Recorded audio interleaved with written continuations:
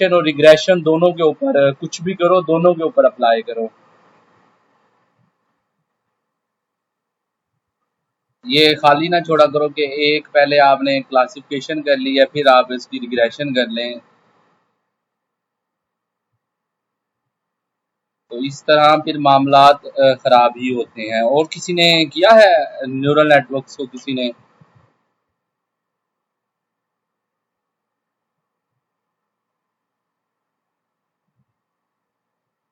अच्छा, एक और बात पूछनी थी आप लोगों से। जो मैंने एक पेपर सेंड किया था, wide and deep neural networks, उसको किसने पढ़ा है?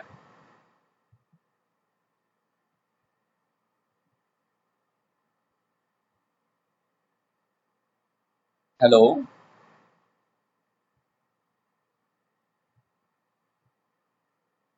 वाइड वाला पेपर किसी ने नहीं पढ़ा? ये वाले इस पेपर की बात हो रही है।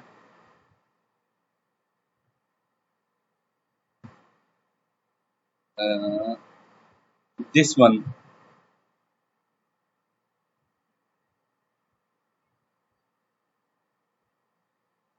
ओके। अच्छा, ये बताएं, जो टेंसर फ्लो की मैंने प्ले ग्राउंड का कहा था कि इसके ऊपर आपने एक प्रॉब्लम सॉल्व करनी है, वो किसने की है?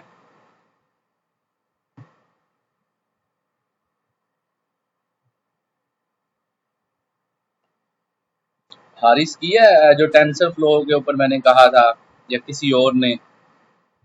मुझे तो एक भी स्टूडेंट का जो है ना रिस्पॉन्स नहीं आया। Tensor flow neural network simulation, ये वाला की है किसी ने इस प्रॉब्लम? ये वाली हमारी एक प्रॉब्लम थी।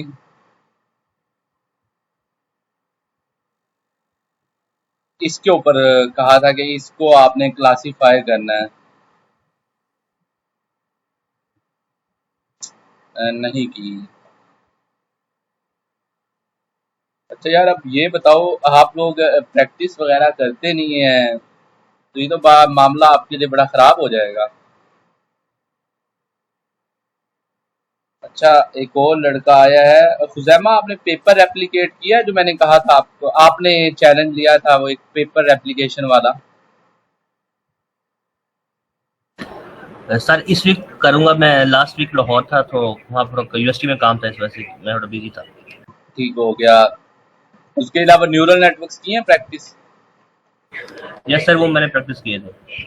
अच्छा, और ये मैंने ये प्रॉब्लम गई थी, ये की थी प्रैक्टिस? नहीं सर, ये नहीं किए अभी।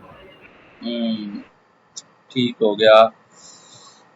ये देखो, आपके पिछले अगर कॉन्सेप्ट्स क्लियर नहीं है ना, अब तो हम और डीप जाएंगे। अब हमने जाना है इमेज प्रोसेसिंग की तरफ, कंप्यूटर विजन की तरफ। आगे बात होगी लेटेंसी रेट क्या होता है, आप मॉडल डिप्लॉय कैसे करेंगे आगे। अब कंप्यूटर विजन की तरफ हम जा रहे हैं। कंप्यूटर विजन बिट कॉम्प्लेक्स है, थोड़ी ज्यादा मैथमेटिक्स है, अजीब अजीब तरह के मैट्रिसेस हैं, यानी कि नई चीजें आएंगी आगे काफी ज्यादा। अगर आपको पीछे वाली बातें क्लियर नहीं है ना, तो आगे आपके लिए मुश्किल होता जाएगा। अब हर लेक्चर के अंदर ना हम एक दो नई नई बातें सीख रहे होते हैं टर्म्स साथ के साथ। जैसे हमने लास्ट टाइम बात की थी, बाइनरी क्लासिफिकेशन क्या होती है, और दूसरी दो क्लासिफिकेशन के ऊपर बात हुई थी। कोई बता सकता है वो कौन सी दो क्लासिफिकेशन थी जो हमने न्यूरल नेटवर्क्स में पढ़ी थी?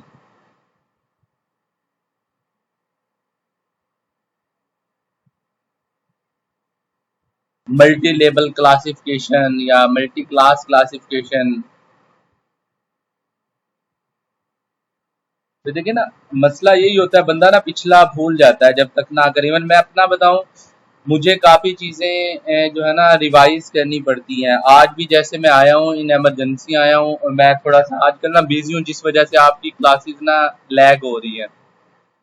एक छोटा सा काम है जिसकी वजह से जो है ना मुझे थोड़ा सा बिजी हूँ थोड़ा सा, जिस वजह से मामलात पीछे हो रहे हैं। ये मेरा फॉल्ट है, लेकिन आपका फॉल्ट ये है कि आप लोग प्रैक्टिस नहीं कर रहे। लेट्स होप के देखते हैं। स्टार्ट करते हैं हम आज के एक टॉपिक से। ठीक हो गया। मेडिकल इमेजिंग या इमेजिंग के ऊपर बात करते हैं। किसी को कुछ आइडिया है इमेजिंग क्या होती है? चलो इमेजिंग नहीं, ये बताएं। हमने बातें की थी शुरू वाले लेक्चर्स के अंदर कि जब हम इमेजिंग की तरफ जाएंगे तो हम कौन कौन सी लाइब्रेरी यूज करेंगे, किसी को याद है? कोई मेन लाइब्रेरी?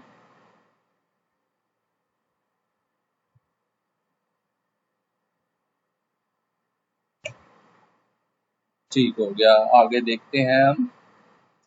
आज ना हम थोड़ा सा ना जनरल चीजें देखेंगे, यानी कि ज्यादा डीप में नहीं जाएंगे। ज्यादा डीप में हम उस वक्त जाएंगे जब हमें जरूरत होगी, यानी कि प्रोजेक्ट कर रहे होंगे, जितना हमें चाहिए उतना आज हम देखेंगे जनरल इमेजिंग के ऊपर। मेडिकल इमेजिंग का आज हम इतना कोई खास नहीं देखेंगे। वो जब हम प्रोजेक्ट कर रहे होंगे ना तो तब देखेंगे कहाँ कहाँ पे कौन कौन सी चीज रिक्वायर्ड है। अभी मैं आपको बता दूं ये चीजें हैं, तो बाद में मसला बन जाएगा आपके लिए एप्लीकेशन फाइंड करना। इमेज क्लासिफिकेशन में ना 3 कॉन्सेप्ट्स होते हैं।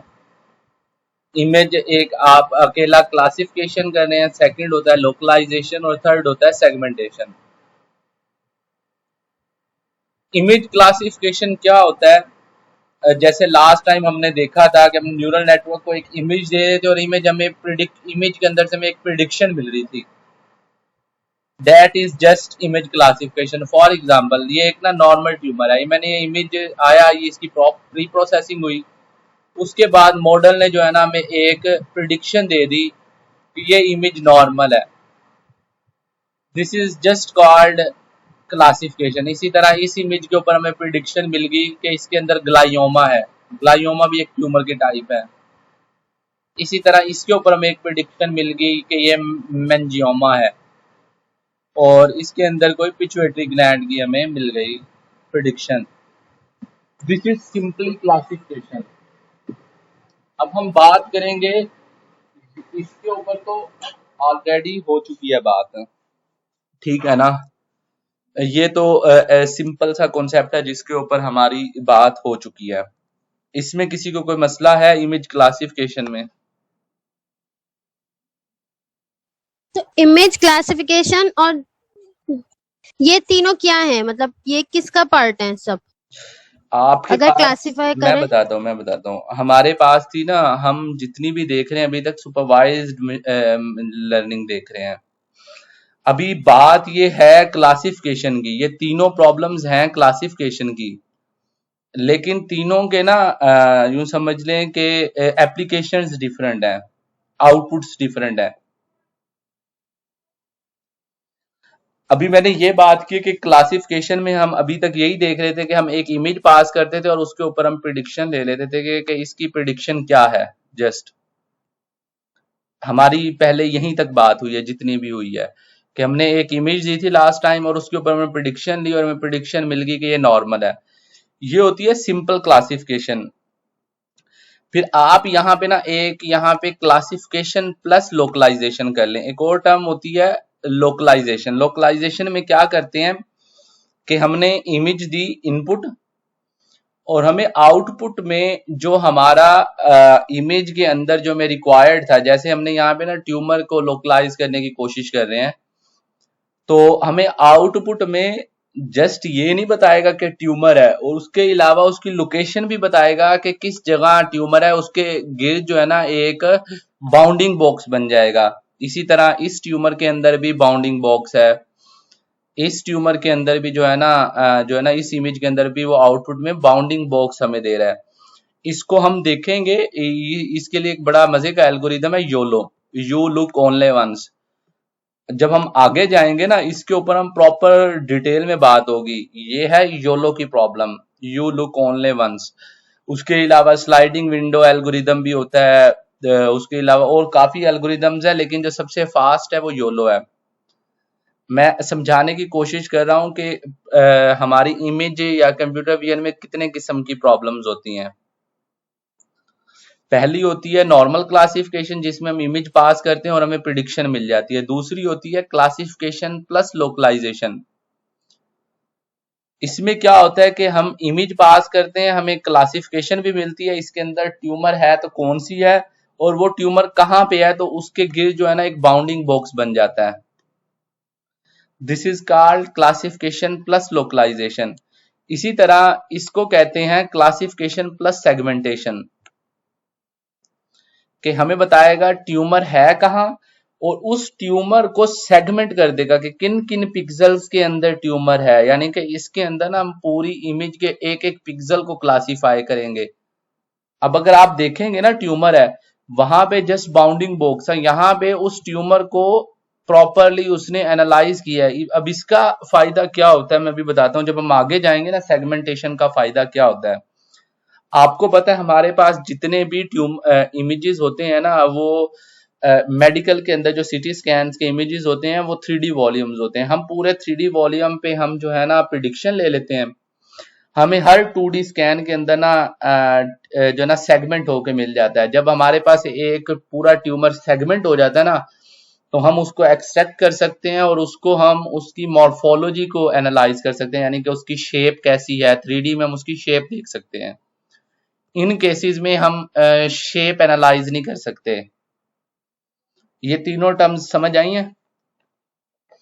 इमेज क्लासिफिकेशन क्या है, लोकलाइजेशन क्या है और सेगमेंटेशन क्या है। हेलो,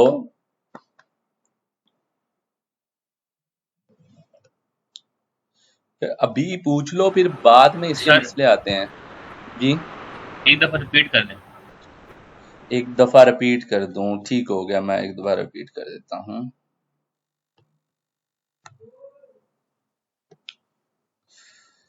मुझे ना ये क्लियर कर लेने दे फिर से।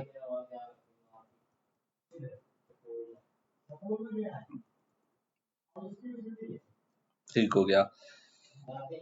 क्लासिफिकेशन सिंपली जो है ना, क्लासिफिकेशन में हमने एक इमेज है हमारे पास, हम वो मॉडल को पास करेंगे और मॉडल उसकी बेस पे ना हमें एक प्रिडिक्शन दे देगा कि इसके अंदर ट्यूमर है या नहीं है। तो ट्यूमर है तो कौन सी टाइप की है। जैसे अभी एक इमेज गई, हमने इसको पास किया तो मॉडल ने बता दिया जस्ट ये नॉर्मल है। इस इमेज के अगेंस्ट हमें सिर्फ ये चीज मिली है।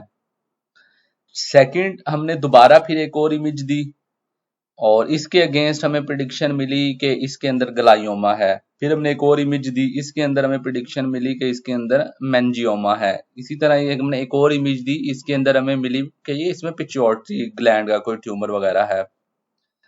This is just called image classification, यानी कि इसके अंदर हम एक इमेज दे रहे हैं और इमेज के अगेंस्ट हमें सिर्फ एक जो है ना लेबल मिल रहा है। This is called classification. Next concept होता है लोकलाइजेशन। लोकलाइजेशन में ये सीन है कि हम क्लासिफिकेशन भी करेंगे। हमें एक ये हमारे पास ये इनपुट है, हम मॉडल को देंगे जब ये इनपुट, तो मॉडल हमें एक तो ये बताएगा कि इसके अंदर ट्यूमर है या नहीं है। अगर ट्यूमर है तो वो इमेज में किस जगह पे है, तो उस ट्यूमर के गिर्द वो एक बाउंडिंग बॉक्स जनरेट कर देगा। जैसे यहाँ पे देखें, ये एक बाउंडिंग बॉक्स है, ये एक बाउंडिंग बॉक्स है। This problem is of localisation. और इसके लिए बड़ा एक जो है ना जमाने मशहूर एल्गोरिथम है, वो है योलो। इसको हम जो है ना प्रैक्टिस करेंगे, योलो को जब हम करेंगे ना तो इसको हम देखेंगे योलो को। उसके बाद एक प्रॉब्लम होती है सेगमेंटेशन की। सेगमेंटेशन में हम क्या करते हैं, सेगमेंटेशन में हम सिंपली ये देख रहे होते हैं कि हमारे पास ट्यूमर किस जगह पे एग्जैक्टली उन पिक्सेल्स को सेगमेंट करते हैं। जैसा कि इस के अंदर सिर्फ यहाँ पे ट्यूमर है, तो वो प्रॉपर शेप के अंदर उस ट्यूमर को इसने सेगमेंट किया है। अगर हमारे पास एक 3D वॉल्यूम है, जैसे सीटी स्कैन होता है, उसमें मल्टीपल इमेजेस होती हैं जो कि एक हमारे पास 3D वॉल्यूम बनता है, तो हम अगर उसको सेगमेंट कर लें तो हम अपने जो ट्यूमर है ना उसकी शेप देख सकते हैं। ये इसके लिए हम जो एल्गोरिदम देखेंगे ना, वैसे इसके लिए बहुत एल्गोरिदम्स हैं। इसके लिए एक मशहूर जमाने मशहूर एल्गोरिदम है यूनेट, यानी कि जो काफी अच्छा परफॉर्म करता है यूनेट। ये हम देखेंगे, इसको हम ऑलरेडी देख चुके हैं, फिर भी इसको हम आगे देखेंगे CNN की मदद से। इसको हम देखेंगे इस टाइप की प्रॉब्लम को योलो की मदद से। इस एल्गोरिदम को हम देखेंगे इस टाइप की प्रॉब्लम्स को देखेंगे यूनेट की मदद से। यानी कि ये 3 टाइप की चीजें हैं। समझ आइए बात?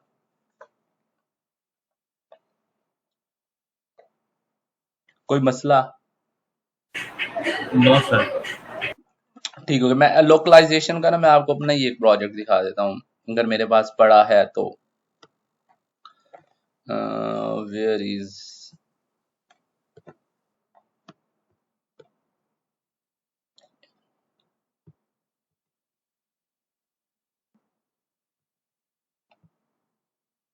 अब ना मैंने एक प्रोजेक्ट बनाया था कि स्किन के ऊपर जो पोस्ट्यूल्स होते हैं ना, मैंने उनको जो है ना करना था कि ये पोस्ट्यूल्स की ना मैंने जो है ना लोकेशन को प्रिडिक्ट करना था। लेट मी फाइंड, अगर मिल जाता है मुझे तो काफी अच्छी बात होगी।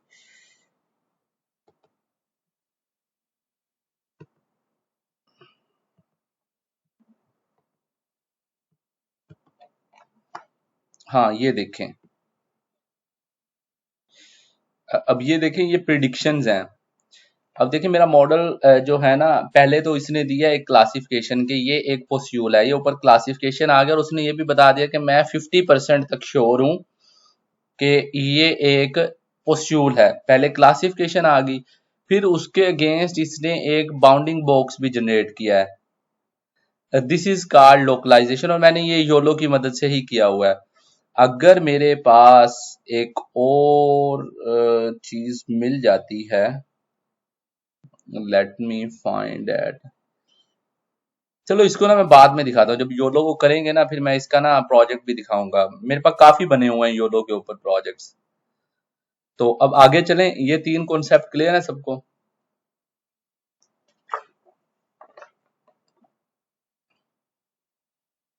ठीक हो गया। Let's go towards another thing. ये तो सिंपल सी चीज थी जिसमें हमने काफी टाइम लगा दिया, इतनी मुश्किल चीज है नहीं है। सबसे पहले ना हम देखेंगे कि इमेजेस को कैसे डील करते हैं।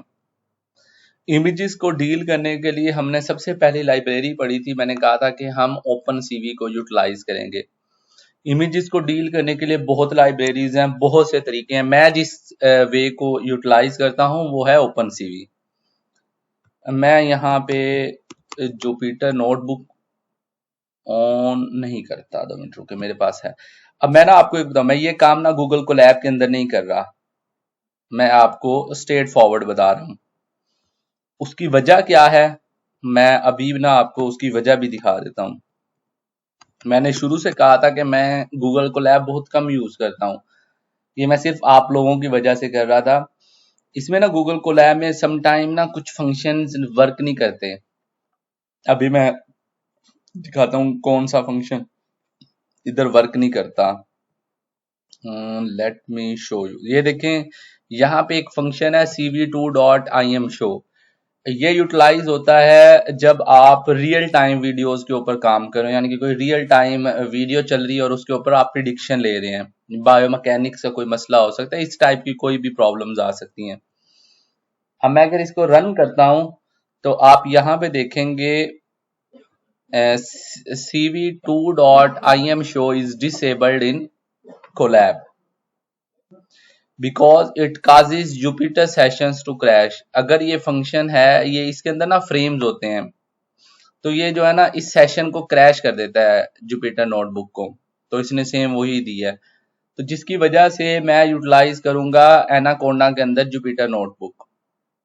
सो बड़ी सिंपल सी है, आप ओपन करें, मैं यहाँ पे एक फाइल बना रहा हूं मेडिकल इमेजिंग के नाम से। अब आपने फर्स्ट ऑफ ऑल कहेंगे ओपन सीवी इंस्टॉल कैसे करनी है, तो वो सबको पता है। मैं लिखता हूं पिप इंस्टॉल ओपन सीवी पाइथन। आप ये कमांड रन करेंगे तो आपकी ओपन सीवी जो है ना इंस्टॉल हो जाएगी। मेरी ऑलरेडी इंस्टॉल है, तो ये यहाँ पे कहेगा कि it's already requirements are ready fill, ये देखें क्योंकि मैंने की हुई है इंस्टॉल। उसके बाद पहला टास्क है कि किसी भी इमेज को रीड कैसे करना है। हमारा रीडिंग इमेजेस, और मैं इसको कन्वर्ट कर देता हूं हेडिंग में।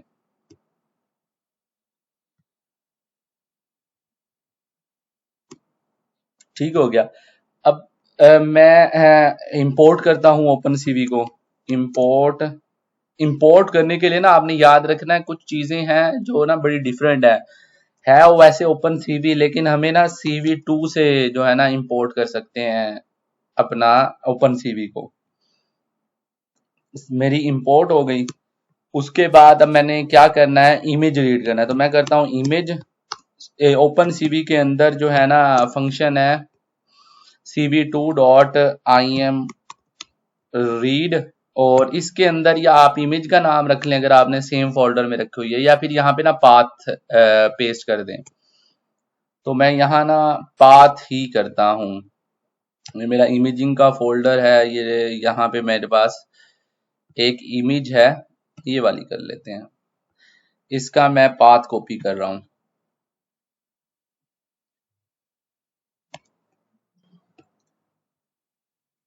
कोई बंदा बताइए एरर क्यों आया है, ये पढ़ लो नीचे।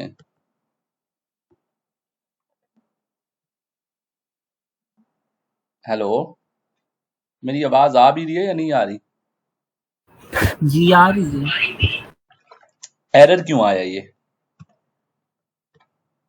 हमने हर चीज तो सही की है।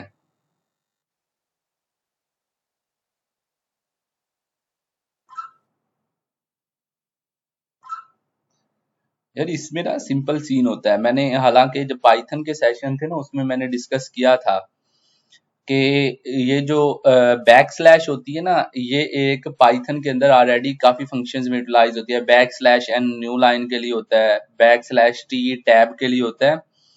तो जब हम एक बैक स्लैश लिखते हैं ना, तो पाइथन कंसीडर करता है कि ये कोई फंक्शन यूटिलाइज करना चाह रहा है।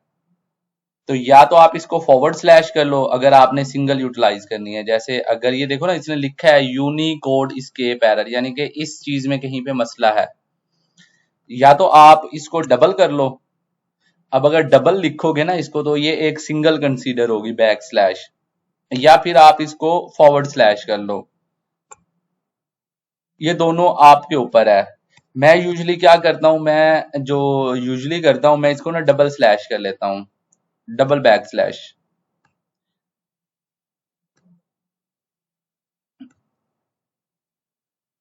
ये अब मेरी ना, अब इसमें इमेज में कोई मसला नहीं आएगा। मैंने इसको रन किया है, कोई इशू नहीं आया। मैं क्या करता हूं, मैं इस इमेज को ना प्रिंट करने की कोशिश करता हूं। क्या लगता है इमेज आ जाएगी, हमारी शो हो जाएगी इमेज? कोई तो बंदा पार्टिसिपेट करे, तो किसी को इन चीजों का आइडिया नहीं है।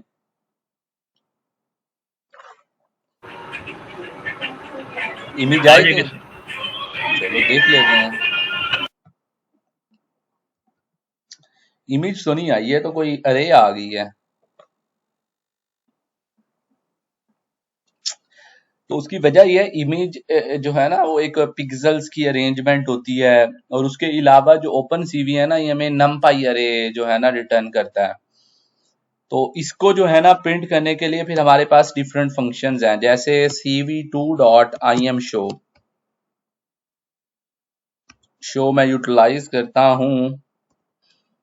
और मैं इमेज के ऊपर मैं लिखना क्या चाहता हूं, जब इमेज शो हो तो उसके ऊपर लिखा क्या हो। मैं फॉर एग्जांपल कहता हूं आउटपुट, और शो मैंने प्रिंट क्या करवानी है, इमेज। अब मैं देखता हूं ये यहाँ पे आई तो है लेकिन इमेज नहीं आई, इसकी क्या वजह है? नहीं पता किसी को।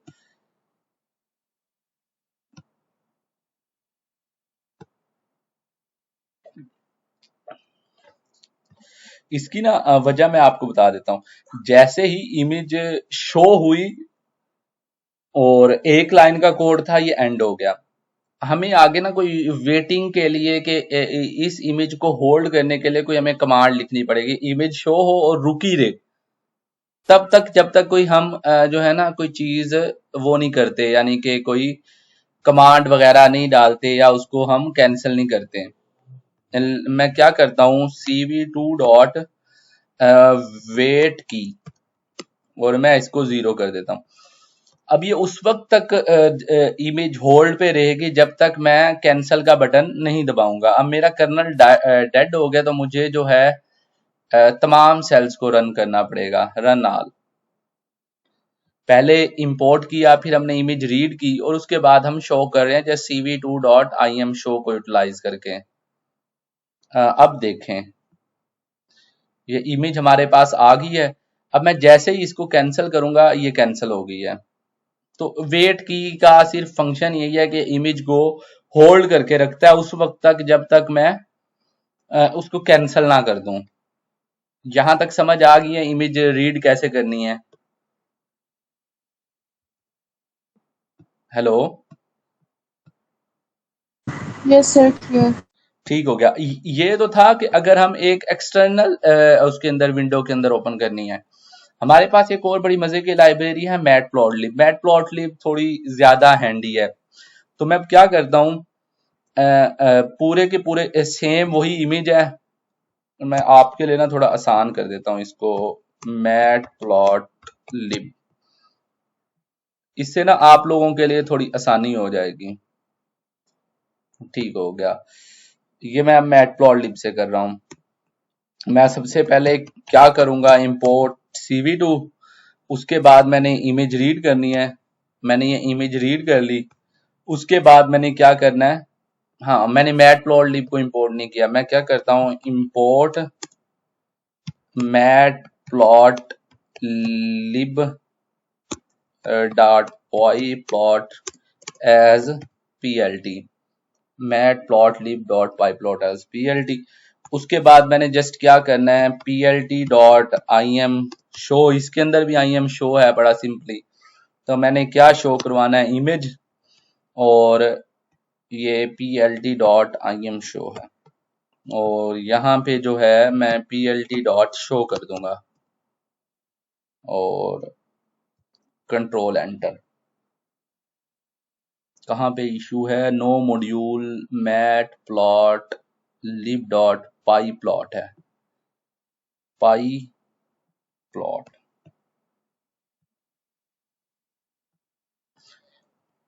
आज तो मुझे कोई रिकमेंडेशंस नहीं आ रही।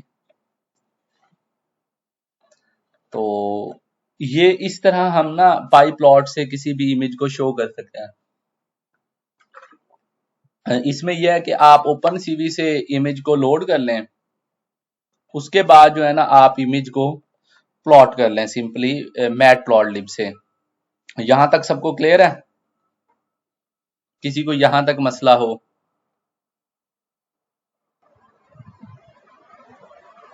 हेलो, मुझे मैटप्लॉटलिब का फंक्शन समझ में नहीं आया कि मतलब ये वाली लाइब्रेरी क्या स्केलिंग के लिए इस मैट तरह इमेज को शो? मैटप्लॉटलिब जो होती है ना, मैं आपको बताता हूँ, ये ना जस्ट कोई भी चीज होती है ना उसको प्लॉट कर देती है। अब इसमें सीन पता है क्या है, मैटप्लॉटलिब को ना पिक्सेल्स की वैल्यूज दी गई हैं, उसने एक्स पिक्सेल्स और वाई पिक्सेल्स इनको ना आपस में प्लॉट कर दिया है। जस्ट सिंपली मैटप्लॉटलिब ये है। अब मैटप्लॉटलिब से ये होता है कि एक तो आपका एक्सटर्नल लाइब्रेरी एक्सटर्नल स्क्रीन नहीं खुलती। अगर आप ओपन सीवी से करेंगे ना वो एक एक्सटर्नल स्क्रीन खुल जाती है, लेकिन इसके अंदर ये सीन नहीं है। तो ये थोड़ा ना ज्यादा हैंडी होती है। इसके ऊपर आप ना डायग्राम्स आपकी अच्छी बन जाती हैं इससे। इसमें आपको सब प्लॉट का फंक्शन मिल जाता है। सब प्लॉट का फंक्शन हम आगे देखते हैं। फिर एक और एक ना हर लाइब्रेरी की ना डिफरेंट चीजें होती हैं।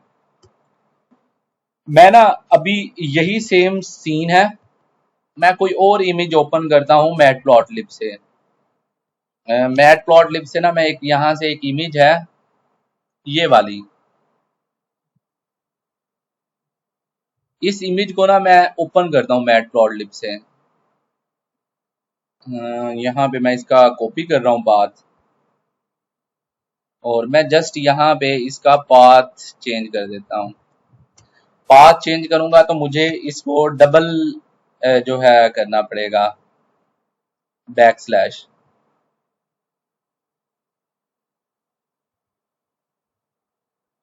ठीक हो गया। अब ये बताएं ये किस वजह से हुआ है? कोई बंदा हो जिसको इस आइडिया का पता हो हालांकि ओरिजिनल इमेज तो हमारी ये है ना, ये वाली नॉर्मल कलर्स के अंदर, लेकिन यहाँ पे जब मैटप्लॉटलिब ने रीड किया तो यहाँ पे कुछ और आया है। कोई बंदा बता सकता है इसकी क्या वजह है?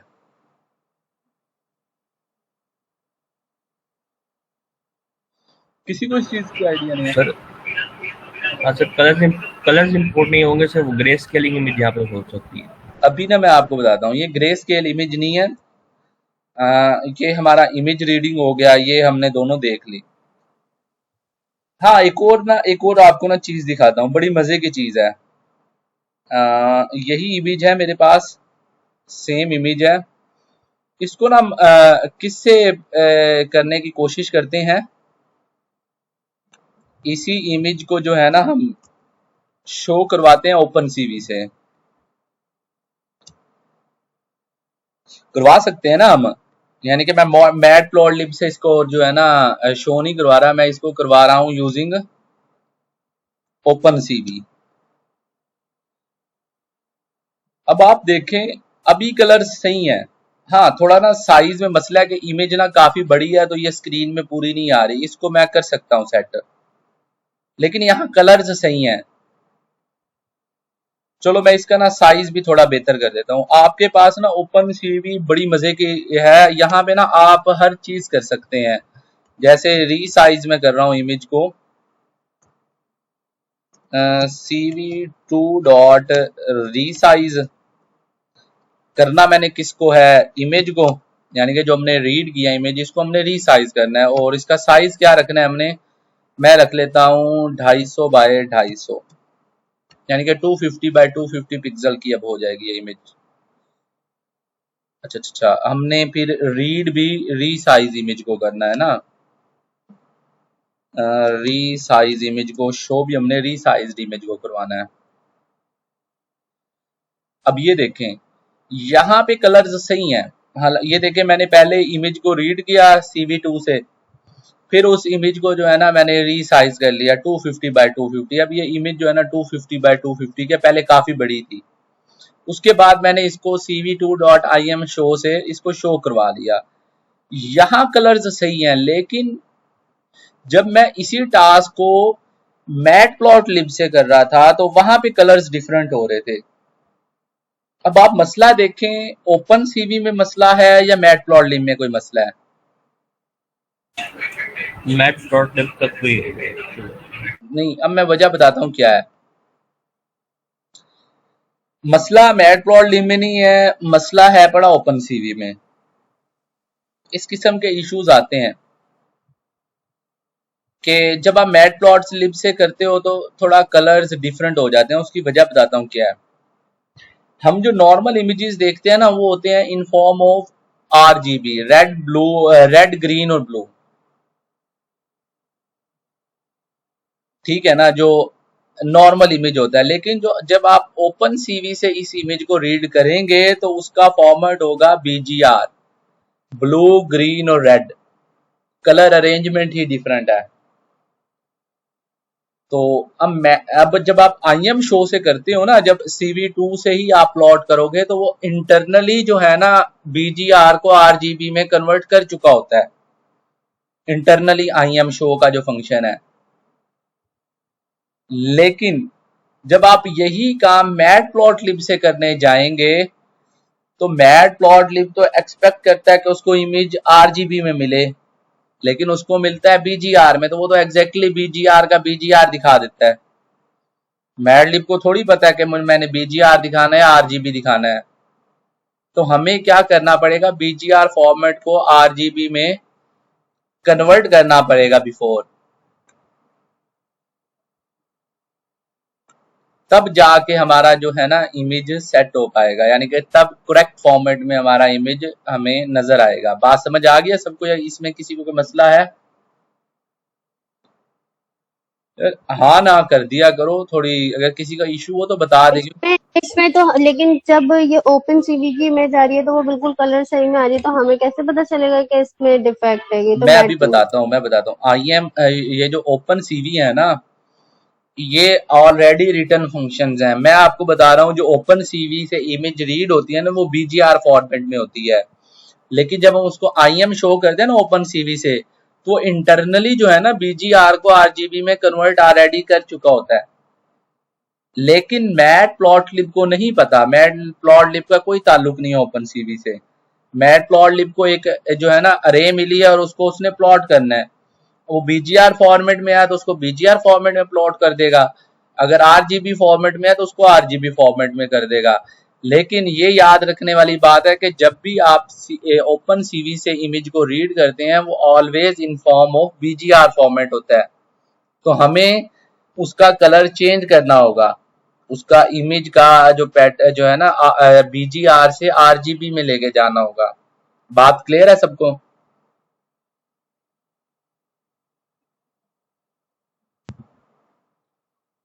क्योंकि ये देखें ना ओपन CV जो है ना वो ऑलरेडी कंपैटिबल है, लेकिन मैट प्लॉट लिब हम एक्सटर्नली कोई चीज यूटिलाइज कर रहे हैं, तो मैं यहाँ पे क्या करूंगा, उसी इमेज को ना मैं मॉडिफाई करूंगा, यानी कि कलर जो है ना RGB मैं कर रहा हूँ इस इमेज को।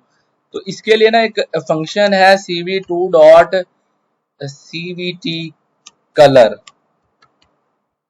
और उसके अंदर है आपने इमेज का कलर चेंज करना है, और उसके बाद आपके पास होगा cv2.bgr to RGB के नाम से कोई फंक्शन होगा मेरे, हाँ ये देखे cv2.color bgr to RGB, ये है कलर जो है ना BGR to RGB।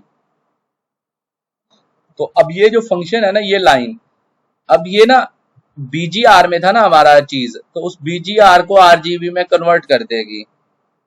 कहाँ पे मसला है? कलर, ये कलर का आई थिंक ये C छोटा होगा।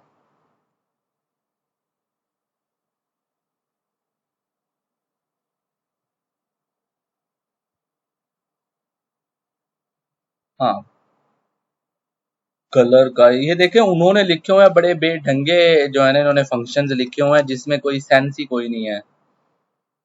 अपनी मर्जी से उन्होंने फंक्शन बनाए हुए हैं और हमें यूटिलाइज करने पड़ते हैं CV2 के। तो हाँ यहाँ पे आएगा भी इमेज RGB को अब हमने करना है,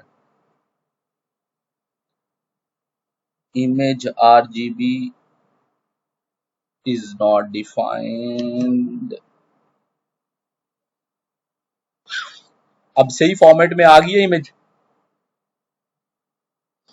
इसमें हमने क्या किया है, पहले हमारे पास इमेज आई है उसको हमने रीड कर लिया है, रीड करने के बाद हमने जो है ना cv2.cvt कलर की कमांड है जिसमें हमने ना BGR वाली इमेज को उसको हमने RGB में कन्वर्ट कर लिया। तो अब जो है ना इमेज हमें मैटप्लॉटलिब नॉर्मल फॉर्म में दिखा रहा है। ये कॉन्सेप्ट समझ आ गया BGR फॉर्मेट क्या होता है और RGB फॉर्मेट क्या होता है। और मैटप्लॉटलिब में कर रहे हो तो हमें कन्वर्जन जरूरी हो जाती है। नॉर्मली आप आदत बना लें, आप जब IM शो से भी करें ना तो आप हमेशा ना जब भी इमेज लोड करें ना उसको कन्वर्ट कर लिया करें। तो यहां तक हमने ना 3 चीजें पढ़ ली हैं। एक, इमेज हमारी लोड कैसे होती है, उसको हम रीसाइज कैसे कर सकते हैं, ये हमने रीसाइज की कमांड देखी थी, image resize cv2.resize image into, यानी कि हमने देखा था 250 by 250 की इमेज हम कैसे कर सकते हैं। उसके बाद हमने देखा था मैटप्लॉटलिब से कैसे कर सकते हैं। उसके बाद हमने देखा था कि जब इमेज हम ओपन CV से करते हैं ना तो वो BGR फॉर्मेट में होती है, तो हमें उसे RGB फॉर्मेट में चेंज करना होता है। ये बेसिक है जो हर एक चीज में आपके यूटिलाइज होंगे हर प्रोजेक्ट में। इमेज रीड कैसे करनी है, इनके जो है कन्वर्जन्स कैसे करनी है, इमेज का जो है क्रॉपिंग वगैरह कैसे करनी है, या इमेज को रीसाइज कैसे करना है, तो ये चीजें आपको देखनी पड़ेंगी। ये बेसिक चीजें हैं जो आपको आनी चाहिए। यहां तक किसी को कोई मसला है, फिर हम आगे नई चीज की तरफ चलते हैं किसी। हेलो, रिस्पॉन्ड किया करो। यहां तक किसी को कोई मसला है या उसको कभी इमेज रीड ना करनी है? No sir. ठीक हो गया है, पूछ लिया करो, फिर बाद में ना आप यही चीजें कर रहे होते हैं, यही आपसे इम्प्लीमेंट नहीं हो रही होती, हालांकि कोड भी होता है, सब कुछ आपके सामने हो रहा होता है। और आज तो मैं कर भी विदाउट जो है ना सजेशंस रहा हूँ, तो ये वाली चीजें हैं। उसके बाद ना एक इम्पोर्टेंट चीज होती है, समटाइम हम ना वेब कैम से काम कर रहे होते हैं। वेब कैम का समझ आती है बात? अगर आपके पास ना एक रियल टाइम वीडियो है, एक रियल टाइम आप प्रोजेक्ट बना रहे हैं जिसके अंदर ना आपने ना ट्रैकिंग करनी है। फॉर एग्जांपल आप ना फॉल डिटेक्शन का एक मॉडल बना रहे हैं, तो आपको ना मॉडल आपका कैमरा ऑन होगा जो कंटिन्यूअसली इनपुट ले रहा है, और फिर उसके ऊपर मॉडल जो है ना कोई डिसीजन देगा कि जो है ना इसके अंदर यानी कि कोई बंदा गिरा है या नहीं गिरा। इस टाइप की हम का जो है ना प्रोजेक्ट करेंगे, 2-3 प्रोजेक्ट करेंगे जिसमें रियल टाइम हमारा वीडियो के ऊपर एनालिसिस होगा। तो उसके लिए सबसे पहले हमें कैमरा भी ऑन करना सीखना होगा कि कैमरा कैसे ऑन करते हैं, यानी कि वेब कैम की वीडियो कैसे ऑन करते हैं। उसके लिए मैं अब करता हूँ वेब कैम। अब हम आ गए हैं वेब कैम के ऊपर, वेब कैम की वीडियो कैसे हमने करनी है ऑन। तो मैं इसको करता हूँ बीटा। अब मैं फिर वही सीन कर रहा हूँ, इम्पोर्ट CV2, और इसके अलावा हमें हाँ CV2 से मैं एक ऑब्जेक्ट बना रहा हूँ, capture CV2 dot video capture. और यहाँ पे ना आपने अपना जो है ना वेब कैम बता देना। मेरा जो है ना वेब कैम इंटीग्रेटेड है, तो ये 0 नंबर पे है, यानी कि 0 है उसका नंबर। अगर आपको एक्सटर्नल वेब कैम यूटिलाइज करें तो आप 1-2 करके चेक कर लीजिएगा, तो आपका चल जाएगा वेब कैम। उसके बाद ना मैं एक बना रहा हूँ वाइल ट्रू। इसकी वजह बताता हूँ मैंने ये क्या बनाया है, वाइल ट्रू मैंने क्यों लिखा है, आगे बात करते हैं। तो रेट और फ्रेम, वीडियो में ना 2 चीजें होती है, एक जो है रेट और फ्रेम। हमारे जो काम की चीज है ना वो फ्रेम है, बड़ा हमने यानी कि वीडियो के फ्रेम्स को देखना है, या जो एग्जैक्ट वीडियो है। तो मुझे क्या करना पड़ेगा, मैं एक कमांड यूज कर रहा हूं, कैप डॉट रीड। अब इससे ना मेरा कैमरा ऑन हो जाएगा, कैमरा ऑन हो गया।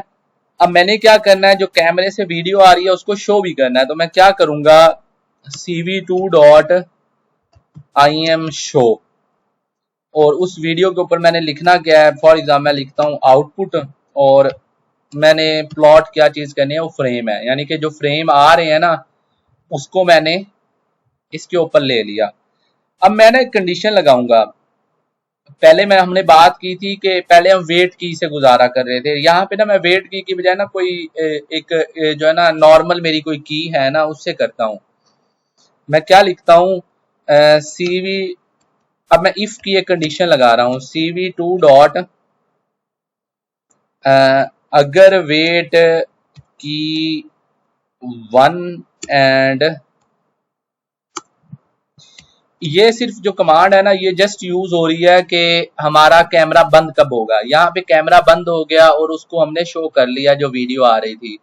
अब ये सिर्फ मैं कमांड लिख रहा हूँ कि जो है ना हमने अपने उसको बंद कब करना है। तो मैं ये कमांड लिखी है जिसके अंदर मैं लिखता हूँ लेट्स सपोज कि मैं जब F का बटन प्रेस करूं तो ये लूप ब्रेक हो जाए।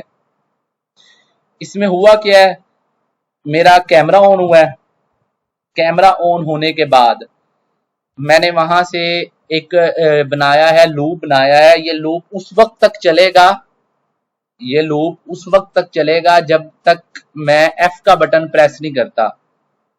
जैसे ही मैं F प्रेस करूंगा ये लूप ब्रेक हो जाएगा, और ब्रेक होने के बाद जो भी मैंने कुछ कमांड्स लिखी होंगी वो हमारी रन हो जाएंगी। जैसे मैं यहाँ पे करता हूँ, यहाँ से मैं 2 कमांड्स कॉपी कर लेता हूँ। ये 2 कमांड्स हैं, ये जो क्या करेंगी ये 2 commands, just simply cap dot release, जो कैमरा था उसको बंद कर देंगी और जितनी भी विंडोज ओपन होंगी उनको भी डिस्ट्रॉय कर देंगी। बात यहाँ तक समझ आई है इस कोड की?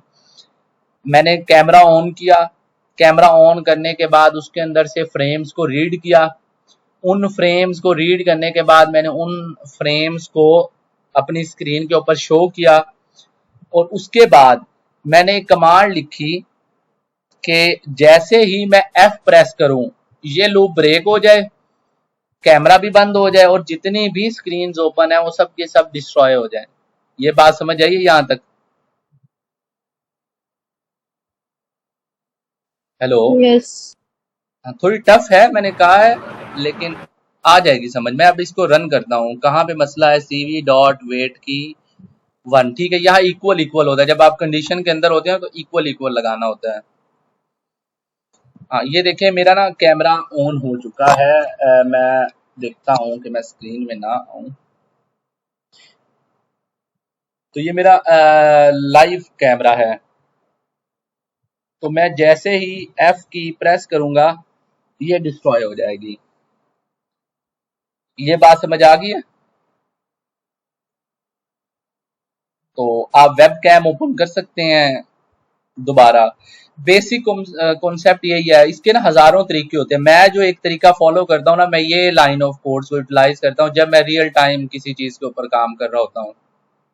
यानी कि चीजें हजारों हैं लेकिन हमने वो चीज करनी है जो हमारे लिए आसान है।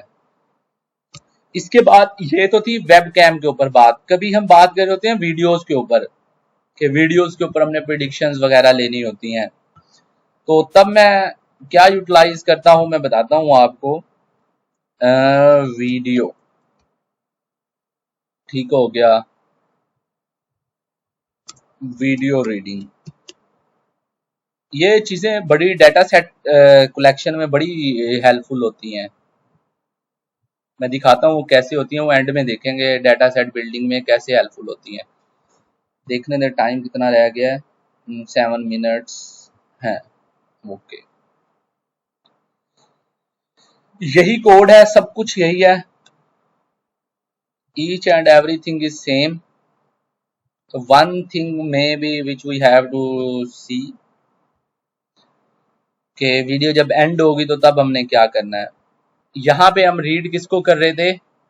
वेब कैम को। यहाँ पे मैं वीडियो का पाथ डाल दूंगा। मेरे पास ये वीडियो है,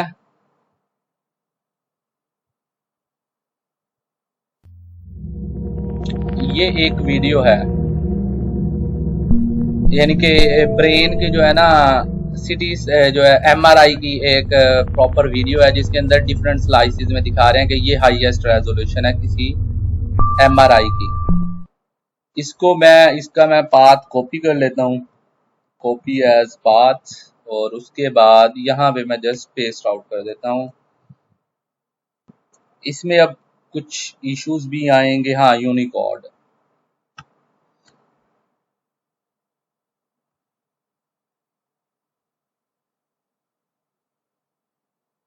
आई थिंक इसके बाद कोई नहीं। अब ये देखें,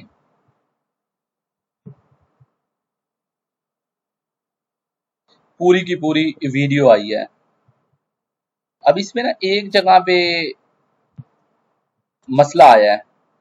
वीडियो एंड हो गई है और मैं इसको अब F से कैंसिल नहीं कर सकता और कर्नल ब्रेक हो रहा है। ये देखे ना, कर्नल ब्रेक हो गया, मेरे पाइथन ने रिस्पॉन्ड करना बंद कर दिया है। इसकी एक तो वजह ये है कि हमने जो है ना वीडियो एंड होने के ऊपर कोई डिफाइन नहीं किया। यानी कि जैसे वीडियो एंड हो, जैसे हमने ये एक डिफाइन किया था ना कि अगर कोई बंदा F का बटन प्रेस कर दे तो वीडियो या कैमरा जो है ना बंद हो जाएगा।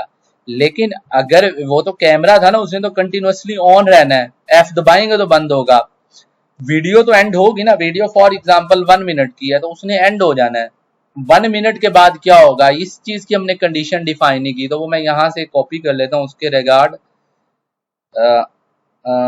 वेयर इज दैट थिंग, यहां पे होगा। ठीक हो गया। मैं यहीं पे ना लिख लेता हूं, अगर हमारे पास फ्रेम या ये रेट आना बंद हो गया, ये देखे ना मेरे पास वीडियो आई, ये उस वक्त तक ट्रू रहेगा जब तक वीडियो है। वीडियो रीड हुई, फ्रेम बाय फ्रेम हमने वीडियो को ना रीड कर लिया, तो हम उसको साथ साथ शो भी करवा रहे हैं। अगर हमारे पास फ्रेम खत्म हो गया, यानी कि यहाँ पे आई वीडियो एंड हुई 60 सेकंड की, और यहाँ पे आई वीडियो। अब इनमें से जब इसने रीड किया तो वीडियो तो एंड हो चुकी थी, यहाँ पे ये 0 0 हो जाएगा। तो इसका मतलब है इसकी कोई वैल्यू नहीं है। अगर ये रेट नहीं है, इफ नॉट रेट, यानी कि अगर रेट नहीं है तो आपने क्या कर देना है, एंड ऑफ वीडियो। अगर एंड ऑफ वीडियो आ गया तो इस आपने ब्रेक कर देना है, यानी कि अगर वीडियो एंड हुई just break it down, as simple as. इसको शुरू में प्लेस ऐसे किया है कि ये जो एंड में ब्लैक स्क्रीन आती है ना, वो नहीं आएगी। अब मैं इसको रन करता हूं तो अब आप देखेंगे, सॉरी मैंने गलत जगह इसको प्लेस किया है, ये वेब कैम वाली जगह थी, ये वेब कैम वाला कोड था। Let's hope where to place, हाँ yes, here to place it down. किसको क्या लगता है अब कोई एरर नहीं आएगा? किसी को लगता है कोई एरर आएगा अब?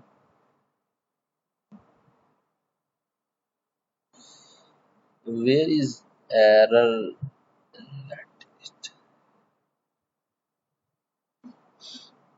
तो अब आप देख रहे हैं जैसे वीडियो एंड होगी ना, अब एरर नहीं आएगा, वो खुद ब खुद ब्रेक होके विंडोज सब कुछ की सब कुछ डिस्ट्रॉय हो जाएंगी एंड ऑफ वीडियो। सबको बात क्लियर है?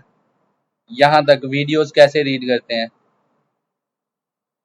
किसी को कोई मसला हो तो एज सिंपल प्रोग्रामिंग है, इसमें तो कोई थ्योरेटिकल कॉन्सेप्ट्स है ही नहीं। खुजैमा कोई मसला है? अहमद, खुजैमा या हारिस या इना, नो सर। कर लोगे रीड वीडियोस? यस सर, इंशाल्लाह। सिर्फ वीडियोस रीड ही करनी है, तो बेसिक है वीडियो रीड करना है। इसके बाद हमने वीडियोस में से समटाइम हमारे पास ना वीडियोस होती हैं जिनमें से हमने डाटा सेट बनाना होता है। उसके अलावा हमने कभी कभी ना कैमरा ऑन करके डाटा सेट बनाना होता है, तो ये चीजें वहां पे यूटिलाइज हो रही होती हैं। उसके बाद हमने इनके ऊपर प्रिडिक्शंस लेनी होती हैं, जैसे मैं ना अभी दिखाता हूँ। सेम कॉन्सेप्ट यूटिलाइज हो रहा होगा, मुझे ओपन करने दे प्रोजेक्ट। नॉट योलो V3,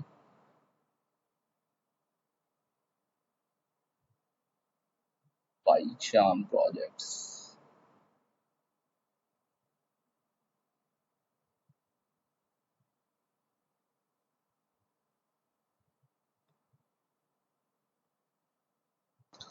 अभी आप देखें एक ना कोड लिखा हुआ है, ये थोड़ा सा एडवांस कोड है, लेकिन अभी आपको मैं दिखाने की ये कोशिश कर रहा हूँ। चीज़ें वही यूटिलाइज हो रही हैं, open CV same type of things, कैमरे ऑन हो रहे हैं।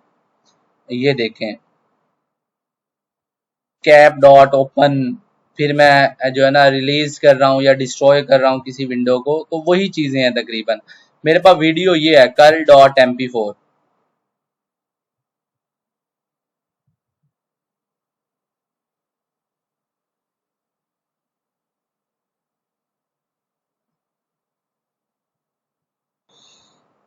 No module media pipe is not found. Why media pipe is not found? तो यहाँ पे ना मैं कहता हूँ शायद मेरे बैकग्राउंड से ना वर्चुअल इन्वायरमेंट मैंने चेंज किया हुआ है, तो ये वाली चीज़ें अभी इंस्टॉल नहीं है। लेकिन कहने का मतलब ये है कि इन चीज़ों को ना हम यूटिलाइज कर रहे होते हैं। असल में वजह पता है क्या बनी है, मैं भी आपको बताता हूँ वजह क्या बनी है। मैं गलत इन्वायरमेंट के अंदर गलत चीज़ ओपन कर रहा था।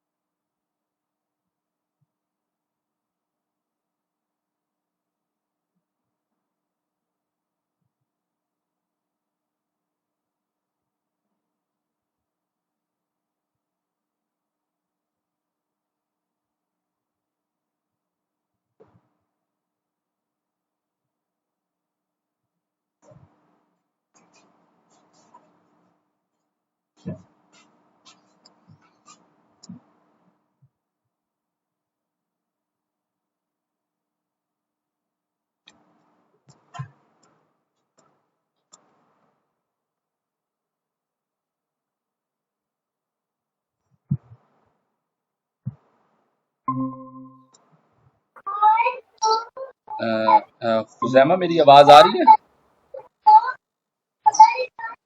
यस सर, आ रही है। ठीक हो गया। पीछे कोई मसला था? पीछे तक के हम वीडियो कैसे रीड करते हैं? नो सर, ठीक है, समझ आ गई सर। नहीं ना, पूछ लिया करो। मसला ये होता है कि जब आप रियल टाइम करेंगे ना तो फंस जाता है बंदा। मैं आपको सच बता रहा हूँ। यस सर, मैं साथ साथ लिख रहा हूँ ताकि भूले ना। लिखे ना, जस्ट आप जाके प्रैक्टिस कर लें, काफी है, इट्स इनफ। अच्छा, हम बात कर रहे थे कि अगर हमने कोई एग्जांपल देखनी है किस चीज की, कि वीडियो रीडिंग के ऊपर हमारे जो है ना डिसीजंस कैसे हो रहे होते हैं। मैं दिखाता हूँ आपको। मेरे पास कुछ प्रोजेक्ट्स हैं, मेरे पास ना बहुत पुराने पुराने बने हुए हैं जो मैं फिर अक्सर ना भूल जाता हूँ रख के। Where it is, PyCharm projects में।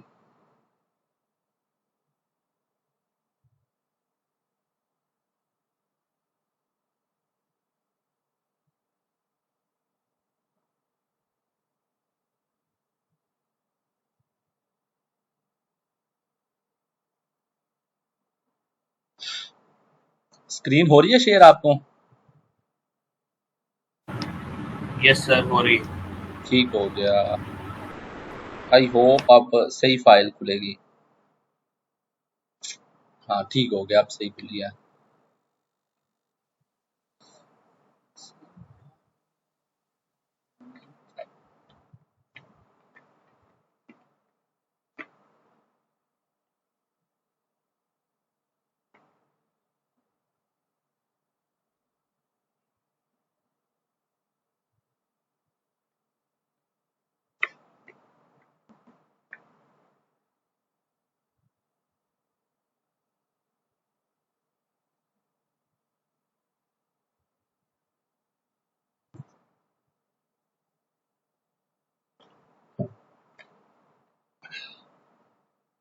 काफी टाइम ले रहा है। क्या ऐसा ओपन है? और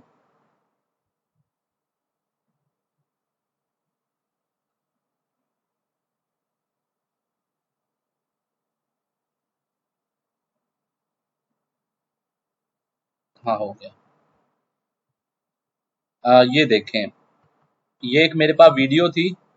मैं वीडियो भी दिखाता हूँ कैसी थी। वीडियो थी एक नॉर्मल सी वीडियो। अब इसके ऊपर देखें, मैं ना बायोमैकेनिकली एनालिसिस कर रहा हूँ।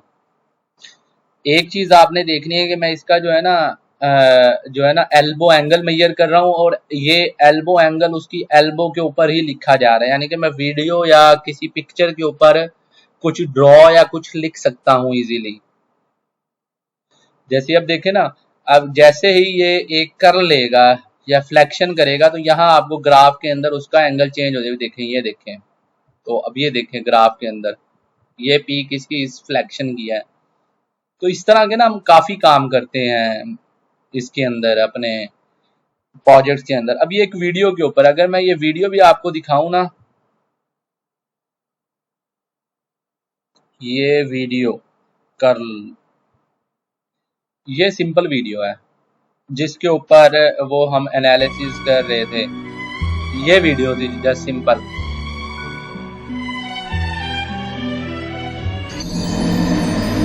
कंप्यूटर विजन के अंदर ना इस तरह के काफी टास्क होते हैं जहां पे आपको वीडियो या कैमरा के ऊपर करना होता है, और सबसे टफ काम ही यही होता है कि आप रियल टाइम किसी वीडियो के ऊपर अपना एनालिसिस करें। ठीक हो गया, यहाँ तक बात समझ आती है कि वीडियो किस तरह करनी है और ये जो है ये किस तरह करना है।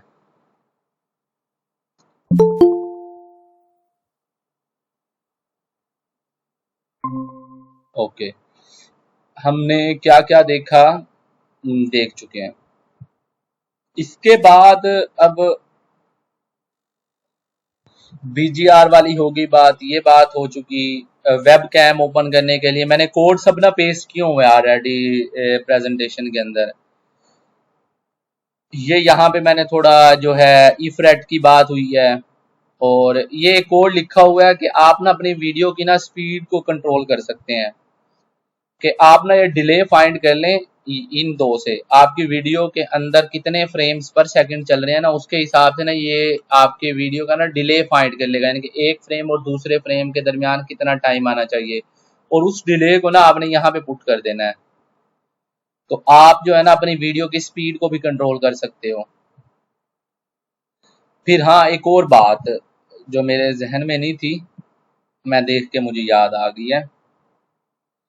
अगर आपकी कोई वीडियो है ना, जैसे, हाँ मैं पहले ना आपको यहां से दिखाता हूँ बात।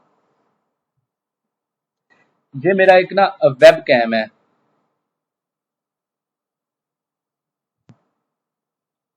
तो ये ना वेब कैम है। अब इस स्क्रीन को भी ना, ये जो स्क्रीन है बड़ी जिसके अंदर मेरा हैंड आ रहा है, मैं इसका भी साइज जो है ना चेंज कर सकता हूँ। कैसे कर सकता हूँ, यहाँ पे ना मैं कैप डॉट सेट कर लेता हूँ, कैप डॉट सेट।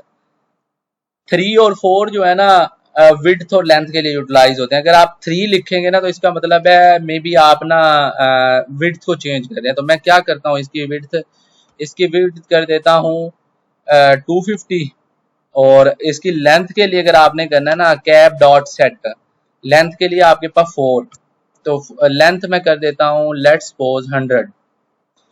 अब जो आपको जो कैमरे वाली स्क्रीन थी वो छोटी हो जाएगी, ये देखें, ये अब 150 विड्थ है और 100 जो है ना इसकी हाइट है। तो आप इसकी हाइट, विड्थ, इन सब चीजों को इजीली कंट्रोल कर सकते हो। बात समझ आई है? कैप डॉट सेट किस लिए यूटिलाइज होता है? तो 3, 4 ये फिगर में जो समझ में नहीं आया, 3, 4 और 150। अभी मैं बताता हूँ मसला क्या है। ये ना बनाए हुए हैं CV2 ने फंक्शन, उन्होंने ना विड्थ को लिखने की बजाय उन्होंने उनके लिए ना एक 3 का जो है ना इंटीजर किया हुआ है फिक्स, कि अगर कोई 3 लिखेगा ना 3, तो ये उसकी विड्थ चेंज कर रहा है। विड्थ मैंने कितनी करनी है, 150 पिक्सल, और 4 के ऊपर है पड़ी इसकी हाइट मैंने कितनी रखनी है, 100। ये उनके प्री डिफाइंड फंक्शन है जो हमारी मजबूरी है, जिन्हें हमने यूटिलाइज करना है। और अगर मैं सेम चीज को यहाँ पे करता हूँ तो यहाँ पे भी हम कर सकते हैं इसको, यानी कि हम वीडियो की हाइट और विड्थ चेंज कर सकते हैं अकॉर्डिंग टू आवर जो है रिक्वायरमेंट्स। तो ये बात हमारी हो गई है, मेरे जहन में आ गया क्योंकि मैंने यहाँ पे की थी इसकी चेंज। उसके बाद ये बात हम कर चुके हैं वीडियो कैसे करनी है, इफ नॉट रेट क्यों यूज होता है। अब ये देखें यहाँ पे मैंने ना वीडियो की स्पीड को कंट्रोल करने के लिए ना इसका डिले कैलकुलेट किया हुआ है। ये भी प्री डिफाइंड फंक्शन है कि आप cap.get में जाएं, फिर उसके FPS देखें कि इस वीडियो में कितने FPS हैं, और उस FPS को जो है ना 1000 को है ना FPS से डिवाइड कर दें तो आपको डिले मिल जाएगा। फिर उस डिले को जो है ना आपने वेट की में डाल देना है, तो आपकी वीडियो की आप स्पीड कम या ज्यादा इस तरह कर सकते हैं। इसके बाद ना एक बड़ा मजे की चीज है कि आप अपनी वीडियो के ऊपर ना कुछ लिख भी सकते हैं, यानी कि आप अपनी वीडियो के ऊपर कहीं पे भी वीडियो के अंदर या इमेज के अंदर कुछ भी लिख सकते हैं। लेट्स सपोज लिख सकते हैं या कोई चीज शेप ड्रॉ कर सकते हैं। जैसे हम यहाँ पे बात कर रहे थे ना, तो एल्बो के ऊपर, या एल्बो वाला केस देखा है, एल्बो के ऊपर ना हमारा कुछ चीज लिखी हुई थी, यानी कि जो भी एंगल था वो एल्बो वाले पॉइंट पे लिखा हुआ था। ये जब इस तरह का हम कोई प्रोजेक्ट करेंगे तो मैं आपको बताऊंगा किसी लैंडमार्क के ऊपर हम लेबलिंग कैसे करते हैं। जैसे अब ये देखें ना, ये एक वीडियो के अंदर ना एक नंबर चल रहा है, ओरिजिनल वीडियो के अंदर ये नहीं है। ओरिजिनल वीडियो जस्ट सिंपल एक वीडियो है, लेकिन यहाँ एल्बो के ऊपर एक ये नंबर जो है ना लिखा जा रहा है, यानी कि टेक्स्ट है कुछ लिखा हुआ। उसके अलावा हम इसके ऊपर कोई शेप भी ड्रॉ कर सकते हैं। उसके लिए ना मैं एक सिंपल सा क्या करता हूँ, सिंपल सा काम करते हैं हम इसके लिए। मैं लिख रहा हूँ drawing on shape, drawing on pictures, और इसको मैं हेडिंग में कन्वर्ट कर देता हूँ। और मैं इसको सबसे पहले मैं क्या करता हूँ, एक इमेज जो है ना क्रिएट करता हूँ। इमेज कैसे क्रिएट करूंगा, मैं यूटिलाइज करता हूँ इंपोर्ट। पहले तो मुझे CV2 इंपोर्ट करना पड़ेगा। दूसरी बात मुझे क्या करना पड़ेगा, हाँ हमने ना मैं आपको दिखाता हूँ, हमने ये चीज ना हमने जनरेट करनी है यूजिंग पाइथन, यानी कि ये चीज कैसे करते हैं देखते हैं। इंपोर्ट CV2, उसके बाद मैं इंपोर्ट कर रहा हूँ numpy को। numpy से ना मैं एक ब्लैंक इमेज जनरेट करता हूँ, यानी कि जो बिल्कुल ब्लैक इमेज होगी जिसके अंदर वो कुछ नहीं होगा। जैसे अब ये देखें ना, यहाँ पे इसका बैकग्राउंड टोटली ब्लैक है, तो मुझे एक ब्लैक वाली कोई इमेज चाहिए। मैं क्या करता हूँ, लेट्स सी क्या कर सकते हैं हम, हाँ numpy डॉट जीरोज, यानी कि तमाम के तमाम पिक्सल्स को ये 0 कर देगा। उसके बाद हम क्या कर सकते हैं इसके अंदर, लेट मी सी,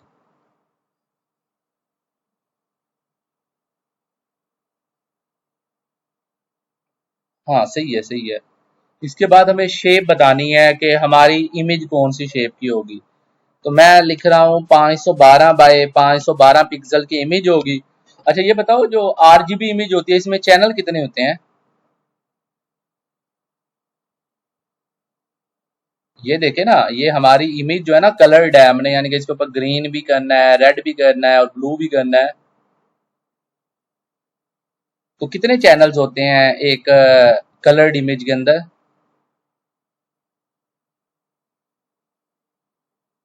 यार इसके अंदर 3 चैनल्स होते हैं, रेड होता है, ब्लू होता है और ग्रीन होता है। कलर इमेज के अंदर यही 3 कलर्स यूटिलाइज हो रहे होते हैं, तो मुझे यहाँ 3 लिखना पड़ेगा। और उसके बाद इसकी डाटा टाइप भी मुझे बतानी पड़ेगी, यू इंटीजर, यानी कि इंटीजर, और एक और चीज होती है 8 होगा, यू नेट 8, ठीक हो गया, यू इंट 8। तो अगर मैं इस इमेज को मैटप्लॉटलिब से कर लेते हैं, इसको प्लॉट नहीं, इसको करते ही उसी से हैं, CV2.im शो, और ये आ जाएगी मेरी डिजायर्ड आउटपुट।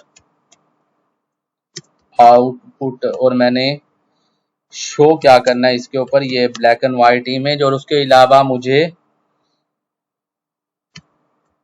एक वेट की भी डालनी पड़ेगी। कोई बताएगा वेट की क्यों डालते हैं? हेलो, कि मैंने वेट की क्यों डाली है यहाँ पे? ताकि इमेज जाके रुकी रहे। हाँ रुकी रहे, बिल्कुल इसीलिए डाली है मैंने वेट की। where is the problem? Image dot np dot zeros, np is not defined. हाँ, import numpy as np.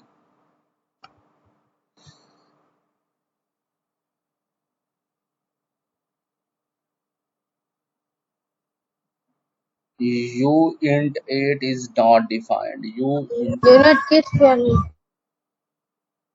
नहीं, यूनिट नहीं है, स्पेलिंग np डॉट uint, ये np बताएगा ना, ये uint तो अकेला कुछ नहीं है ना, ये numpy से आ रहा है uint। ये इंटीजर को अब ये देखें, फर्स्ट ऑफ ऑल मैंने क्या क्रिएट कर लिया है, एक ब्लैक कैनवस जनरेट कर लिया है। अब इसका ब्लैक कैनवस की प्रॉपर्टीज क्या है कि ये 512 इसकी हाइट है और 512 इसकी विड्थ है, और ये 3 चैनल्स हैं इसके अंदर, यानी कि हम इसके ऊपर कलर्स का कोई भी काम कर सकते हैं। अब मैंने ना इसके ऊपर एक लाइन जनरेट करनी है, तो मैं क्या करता हूं, cv2 डॉट लाइन, और मैंने लाइन किसके ऊपर बनानी है, इमेज के ऊपर।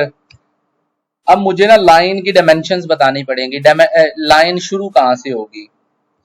अब ना ये मेरे पास ना एक इमेज है, ये इसकी 0/0 और ये इसकी है जो है ना पोजीशन 256/256, ऐसे ही होती है ना इमेज।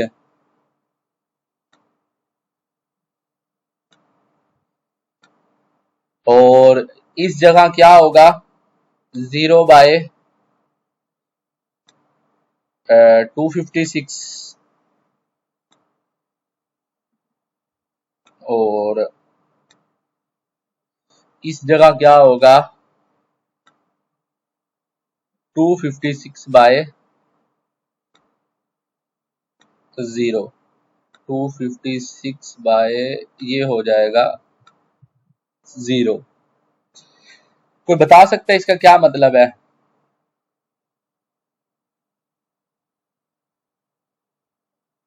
यार ये देखो ना, हमने ये एक इमेज बनाई थी 256/256, यानी कि इसके 256 इसकी विड्थ है और 256 इसकी लेंथ है।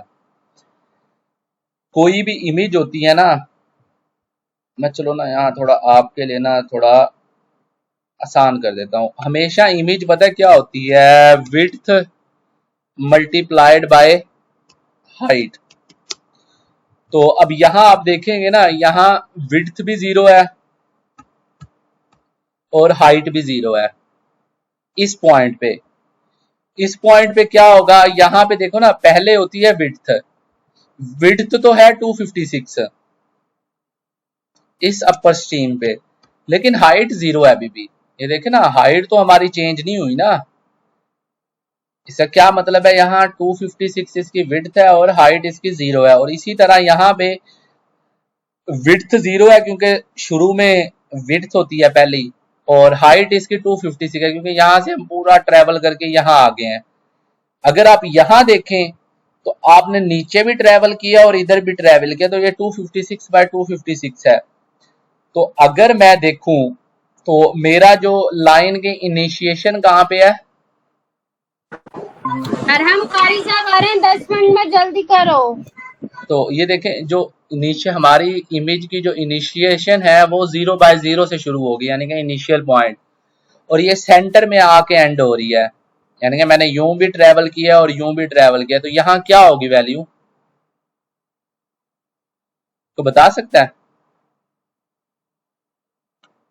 ये होगी 256। 256 यहाँ पे विड्थ है और 256 ही यहाँ पे लेंथ है। तो इनिशियल पॉइंट हमारा 0/0, एंडिंग पॉइंट 256। इनिशियल पॉइंट मेरा 0/0, एंडिंग पॉइंट 256, सॉरी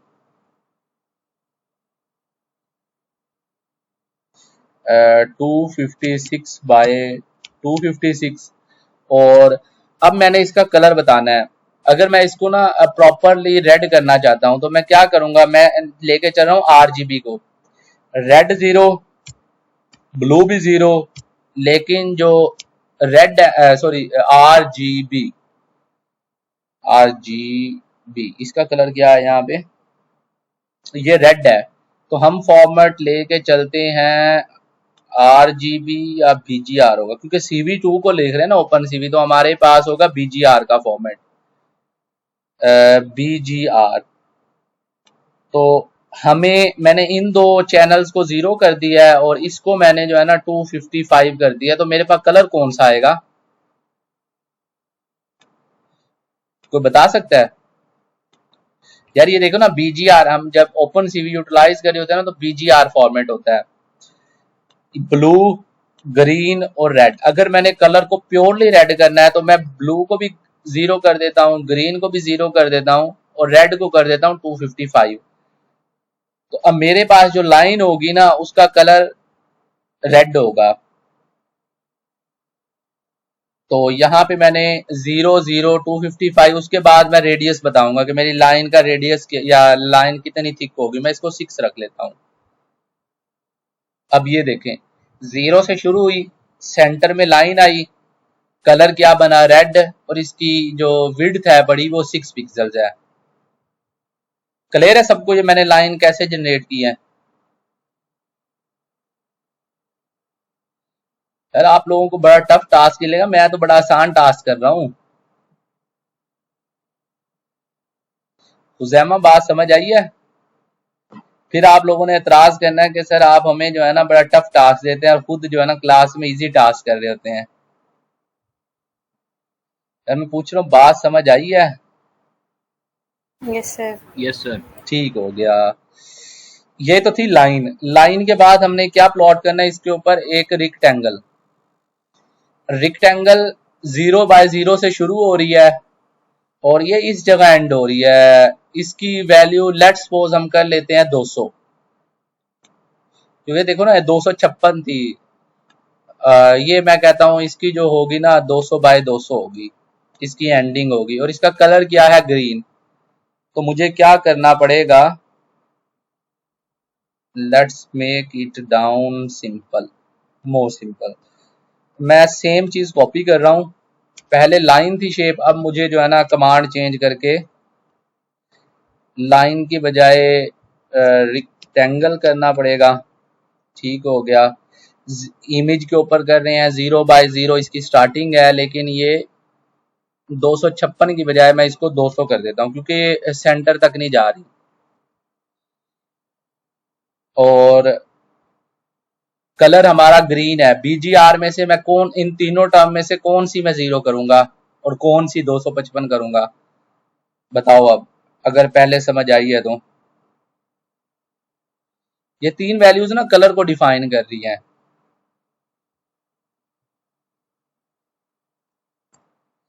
यार ये देखो ना, तो करेंगे ना, नहीं ग्रीन है ना, हाँ बीच वाली को करेंगे। हाँ बीच वाली को करेंगे एग्जैक्टली, क्योंकि BGR है। तो अब ये देखें, ये हमारा हो गया रिक्टेंगल जनरेट। अब हमारी रह गया सेंटर के ऊपर एक हमने सर्कल जनरेट करना है। ऐसी ही बात है। तो सर्कल के लिए हमें एक दो चीजें चाहिए होंगी। हमें एक तो सर्कल की ना लोकेशन चाहिए कि सर्कल कहाँ पे होगा, तो उसका सेंटर क्या होगा और उसकी रेडियस क्या होगी। तो मैं क्या करता हूँ, 256 पे उसका सेंटर लेंगे। हाँ बिल्कुल 256 पे उसका हमारा सेंटर होगा। सर्कल आ गया ये हमारा कमांड में, सर्कल। और बनाना किसके ऊपर है, इमेज, और उसका जो सेंटर होगा वो होगा 256 बाय 256। इसका रेडियस कितना रखें हम सर्कल का, सर्कल का रेडियस रखते हैं 15 पिक्सल, और उसकी कलर क्या होगा, ग्रीन। BGR रेड, ब्लू है तो पहला हमें वैल्यू करना पड़ेगा हमें 0। तो यहाँ पे हमें 255 करना पड़ेगा क्योंकि इसका कलर जो है ना ब्लू है, और इसकी विड्थ मैं कर देता हूँ 6, लेट्स सपोज सेम। ये देखें सर्कल इसके ऊपर जनरेट हो गया है। आई थिंक इसका जो है ना रेडियस ज्यादा होगा 15 से। मैं एग्जैक्ट देख लेता हूँ रेडियस क्या है इसका। इसका जो रेडियस मैंने रखा था वो था 20 रेडियस है, और विड्थ इन सब की 3 है। 3 3 और ये 3 और इसका रेडियस है 20। सर 20 पिक्सेल्स होगा। हाँ 20 पिक्सल्स। ये बात पूरी की पूरी पिक्सल्स के ऊपर हो रही है क्योंकि हम पिक्सल्स के साथ खेल रहे हैं। कहीं भी किसी स्क्रीन के अंदर हमने एक बटन या कोई चीज शो करवानी हो ना तो हमें पिक्सल बताने पड़ते हैं कि इस चीज की लोकेशन कहाँ होगी, शुरू कहाँ से होगी, एंड कहाँ पे होगी। अब देखें, अब एक चीज हमारी रह गई है, एक चीज यहाँ पे रह गई है, वो है टेक्स्ट। ये कुछ इस जगह पे टेक्स्ट हमने लिखना है। टेक्स्ट लिखना में थोड़ी सी कमांड ज्यादा है टेक्स्ट में। चलो मैं ना इसको लिखता नहीं हूँ, टाइम ज़ाया हो रहा है ज़्यादा। ये मेरे पास एक टेक्स्ट की कमांड पड़ी है, मैंने ऑलरेडी लिखी हुई है। इसमें cv2.put टेक्स्ट इमेज, टेक्स्ट क्या लिखना है अरसलान, कहाँ से शुरू होगा। यानी कि अब ये है ना, ये देखें इसकी विड्थ जो है ना ये 10 पिक्सल्स विड्थ से शुरू हुआ है और कौन सी हाइट से शुरू होगा, वो इस हाइट से शुरू होगा। तो अब मुझे कोई बंदा बता सकता है कि इसकी वैल्यू क्या होनी चाहिए। विड्थ तकरीबन होगी 10 और हाइट तकरीबन होगी, कोई बता सकता है अप्रोक्सीमेट हाइट कितनी होगी। 256 है ना टोटल हाइट।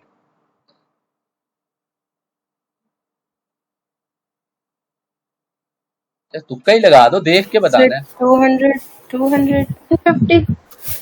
तो यहाँ पे देख लेते हैं क्या है एग्जैक्ट। हाँ 400 है, नहीं वाई 400, हाँ ठीक है ठीक है ठीक है ठीक है। टोटल जो थी ना वो 256 नहीं थी, हमने बनाई है 512 बाई 512 की इमेज। 512 बाई 512 की बनाई थी ना हमने इमेज, तो ये होगी 400। हम पहले ऐसे ही 256 को करते हैं, ये सब 512 होंगे। तो ये जो है ना ये 512 है, ये भी 512 है, ये भी 512 बाई 512 और ये 512 बाई 0 है। सेंटर इसका फिर ये देखें ना 512 बाई 512 की होगी तभी सेंटर 256 बनेगा ना। ये मेरे जहन से निकल गया था, तो ये हमने देख लिया कि इमेज 512 बाई 512 की है क्योंकि हमने यहाँ डिफाइन की थी। तो अब ये देखें सेम चीज लिखी गई है, अरसलान भी आ गया है, ये शेप भी डिजायर्ड हमारी बन गई है। ये उसकी लोकेशन है 6 है कि इसका फॉन्ट साइज क्या होगा। हमने फॉन्ट रखना कौन सा है, ये मैंने लिखा है cv2.font हर्षे कॉम्प्लेक्स। इसकी रंग क्या होगा, कलर, यानी कि 50 मैंने रखा है ब्लू, 100 रखा है मैंने बीजीआर ग्रीन और 400 रखी है येलो। तो इनके कॉम्बिनेशन से जो कलर बना है वो आया और 10 इसका थिकनेस होगी। बात समझ आ गया कि शेप कोई भी कैसे ड्रॉ करते हैं किसी इमेज के ऊपर। हेलो, किसी का कोई क्वेश्चन हो?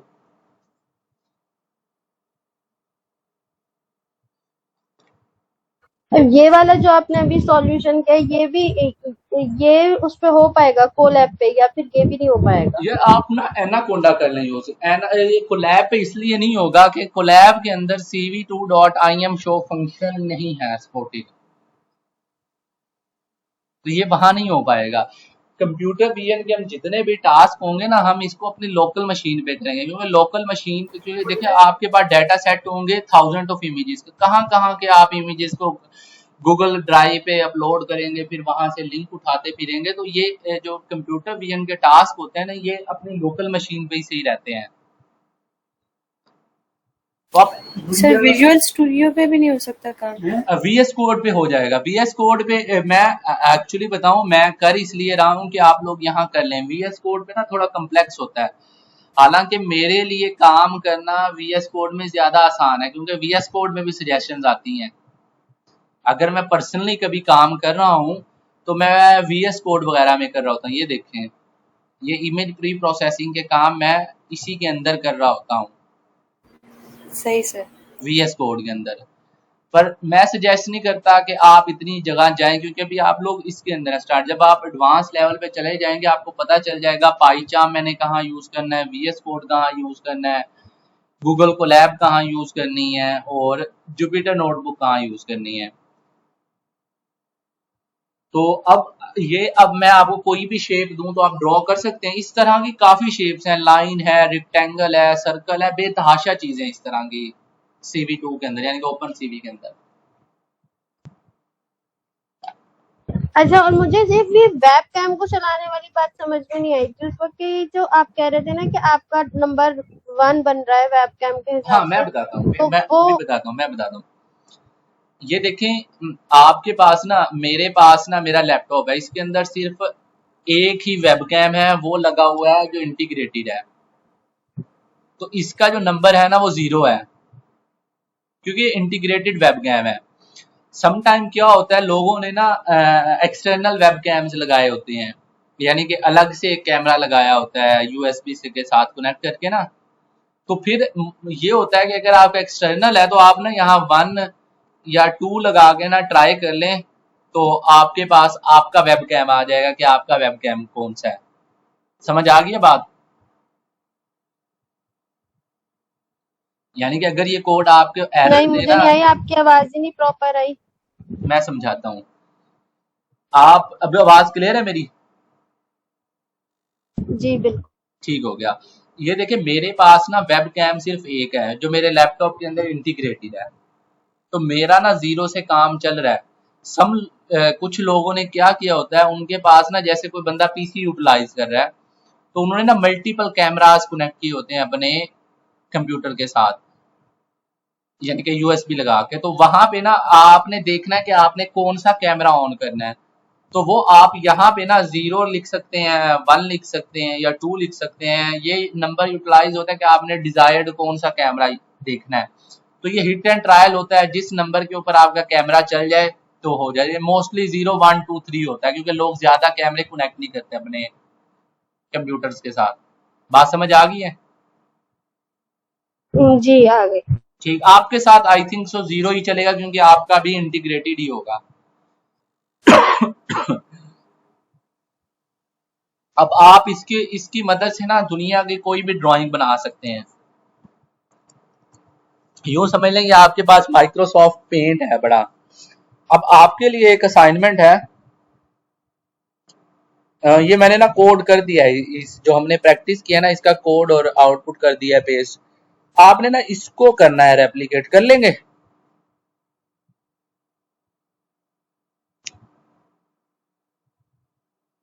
हेलो, कर्व और फिर पीक दोनों चीजें इसमें। कर्व कैसे मतलब लेंगे? मैं स्ट्रेट आपको लाइन बता, तो लाइन आ रही है वो। ये देखे ना, ये एक सर्कल है ना, सर्कल।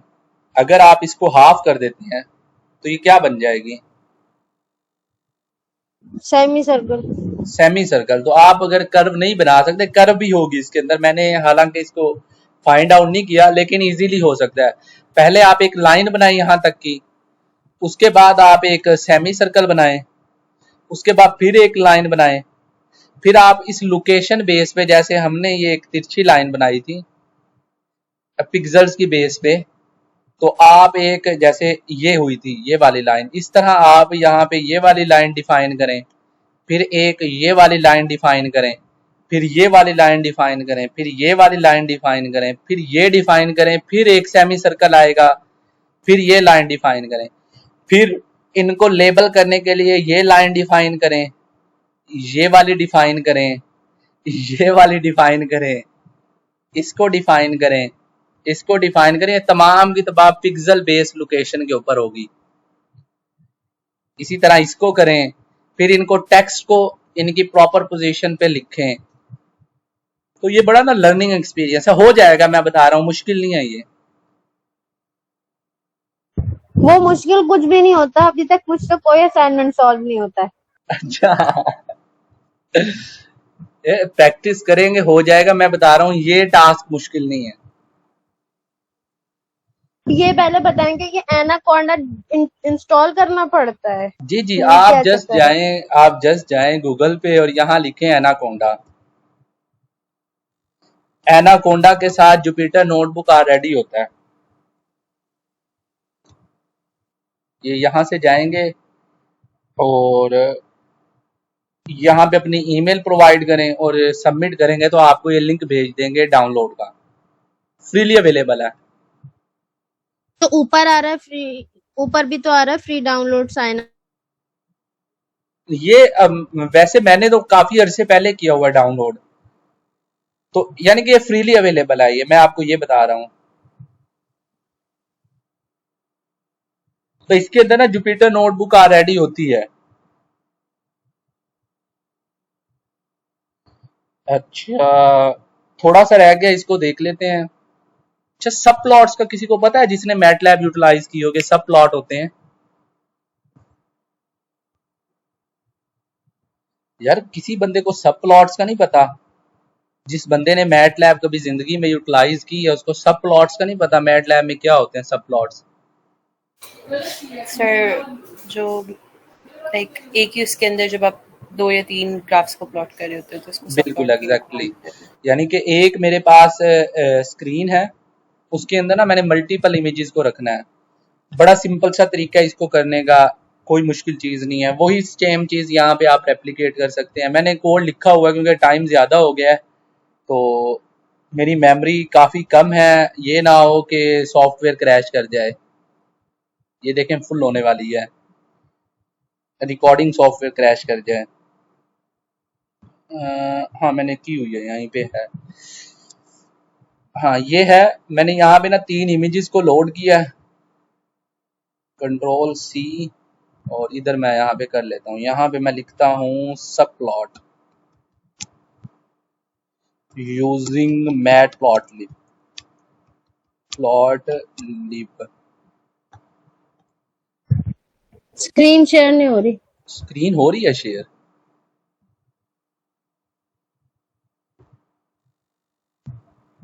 स्क्रीन हो रही है शेयर उजैमा? नहीं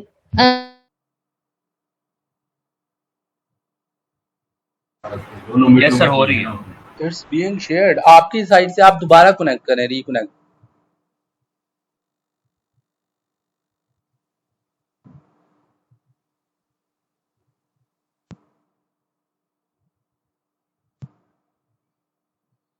ठीक हो गया। हम इसको देखते हैं हाउ टू प्लॉट, सब प्लॉट्स कैसे बना सकते हैं हम इसके अंदर,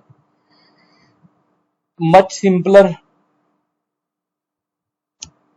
यहाँ पे आ गया, ये देखें मेरे पास ना 3 इमेजेस थे, सिंपली मैंने इन इमेजेस को लोड किया है यूजिंग ओपन सीवी। इनके कलर्स चेंज कर लिए ताकि ना ये मुझे सही कलर्स में नजर आए तीनों इमेजेस के, यानी कि BGR जो कलर था उससे मैं RGB में इसको ले आया हूँ।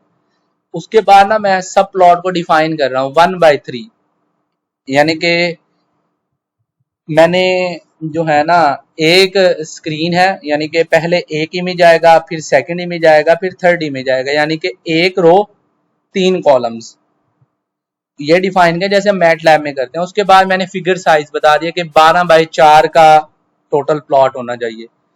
एक्सिस 0.im शो 1, फिर मैंने इमेज 2 कर लिया, इसी तरह मैंने इमेज 3 कर लिया और इनके ऊपर टाइटल लिख दिया। जस्ट ये सिंपली ये चीज है।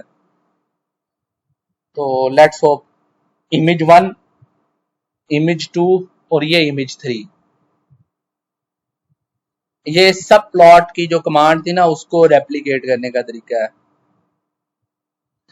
ये देखे ना 1/3 लिखा था कि एक कॉलम हो, सॉरी एक रो हो और 3 कॉलम। ये एक रो है और 3 कॉलम है, हर कॉलम के अंदर एक इमेज है और 12/4 की हमारी फिगर साइज होनी चाहिए। 12/4 की फिगर साइज है। सर अगेन ये पिक्सेल्स में है, 12/4 पिक्सेल्स। ये I don't think so pixels में है, ये कोई यूनिट है। वैसे मैं इसको अक्सर यूटिलाइज नहीं करता, इसको मैं वैसे ज्यादातर यूटिलाइज नहीं करता, इसका मुझे कंफर्म नहीं है इसका एग्जैक्टली यूनिट क्या है। लेकिन आप 12/4 जो है ना रखा करें, यानी कि 4/4 का फिगर रखेंगे, 4/4 में ना इमेज फिट आ जाएगी, यानी कि आप जो है ना 4 का मल्टीपल रखें चीजें। सही सर। ठीक हो गया बीटा, ये हो गया। इसके बाद हमने डिस्कस करना है डाइकोम इमेजेस को कैसे हम लोड कर सकते हैं। ये आखिरी स्लाइड है, इसको देखते हैं। DICOM images, anybody knows about DICOM images? What are DICOM images? Hello, DICOM images नहीं पता किसी को? सर पढ़ा था डायरेक्ट समथिंग समथिंग। हाँ, डाइकोम इमेजेस जो देखे ना, हम हमारे पास जो नॉर्मल फॉर्मेट्स होते हैं ना इमेजेस के, वो ऑलवेज होते हैं in the form of JPG, JFIF, JPEG, PNG. लेकिन जो मेडिकल इमेजेस के फॉर्मेट होते हैं ना, वो दो मशहूर फॉर्मेट्स हैं। अगर आपके पास एक सिंगल इमेज है ना 2D, तो वो होगी डाइकोम। तो वो एक्सरे की अगर कोई भी फाइल होगी वो भी डाइकोम होगी। और अगर आपके पास कोई 3D वॉल्यूम है, जैसे आप सीटी स्कैन से ले रहे हैं या फिर एमआरआई से ले रहे हैं या स्पेक्ट स्कैन से ले रहे हैं या आगे गैमा कैमरास की इमेजेस हैं, तो वो निफ्टी फाइल्स होती हैं, यानी कि वो 3D वॉल्यूम होता है।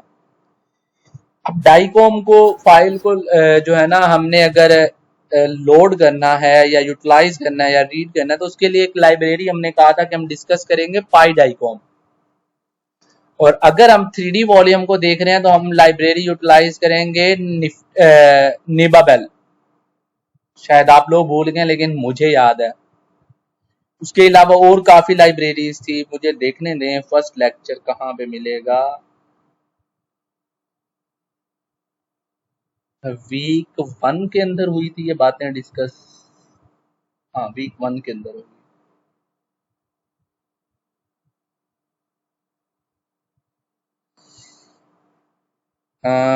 ये वाली चीजें थी हमारे पास कुछ। हमने एक बात की थी कि कंप्यूटर विजन के लिए आप ओपन सीवी यूटिलाइज कर सकते हैं, इसको हमने कर लिया। इनके भी साई इमेजेस भी है, साइकिट इमेज, ये भी कर सकते हैं, लेकिन ये थोड़ी ज्यादा आसान है और हैंडी है। ये थी मेडिकल इमेजिंग वाली। मोनाई यूटिलाइज होती है प्री प्रोसेसिंग में। आईटी के स्नैप होती है डिफरेंट मेडिकल इमेजिंग के ऊपर। पाई डाइकोम यूटिलाइज होती है डाइकोम फाइल्स के लिए। निबाबेल यूज होती है निफ्टी फाइल्स को हैंडल करने के लिए। डाइकोम टू निफ्टी होती है, यानी कि डाइकोम फाइल से निफ्टी फाइल बनाने, यानी कि 2D इमेजेस को 3D वॉल्यूम में कन्वर्ट करना हो तो उसमें 3D स्लाइसर और आईटी के स्नैप जो है ना, ये सॉफ्टवेयर है मेडिकल इमेजिंग को विजुलाइज करने के लिए। अब हमने डील करना है डाइकोम फाइल को।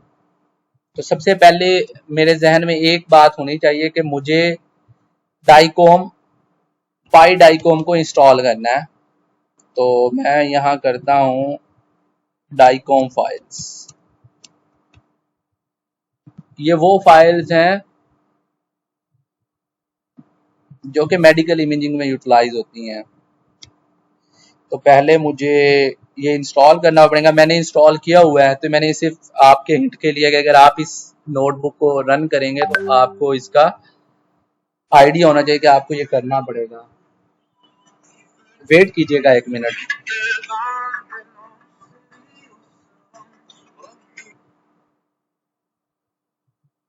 हेलो, वालेकुम अस्सलाम। जी जी बोलो।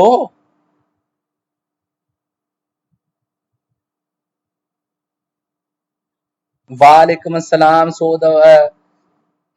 मैंने ना मैसेज कर दो मनु, 5 मिनट लगेंगे।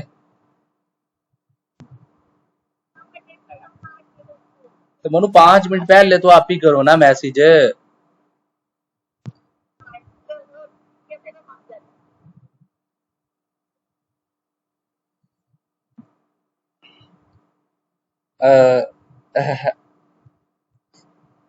हेलो।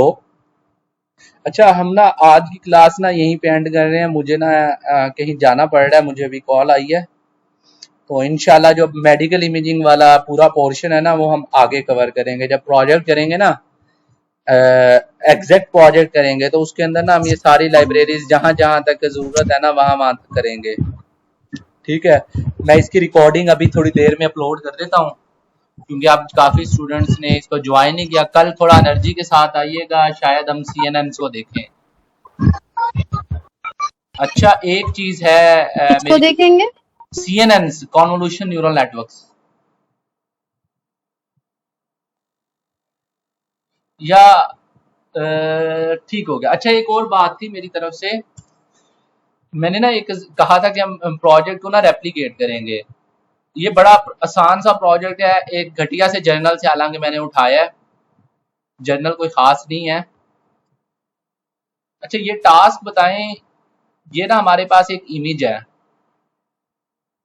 और हम ना इसमें से ट्यूमर को बता रहे हैं कि उसकी एग्जैक्ट पोजीशन क्या है और उसकी शेप क्या है। तो ये कौन सा टास्क है? ये लोकलाइजेशन है, क्लासिफिकेशन है, या सेगमेंटेशन है?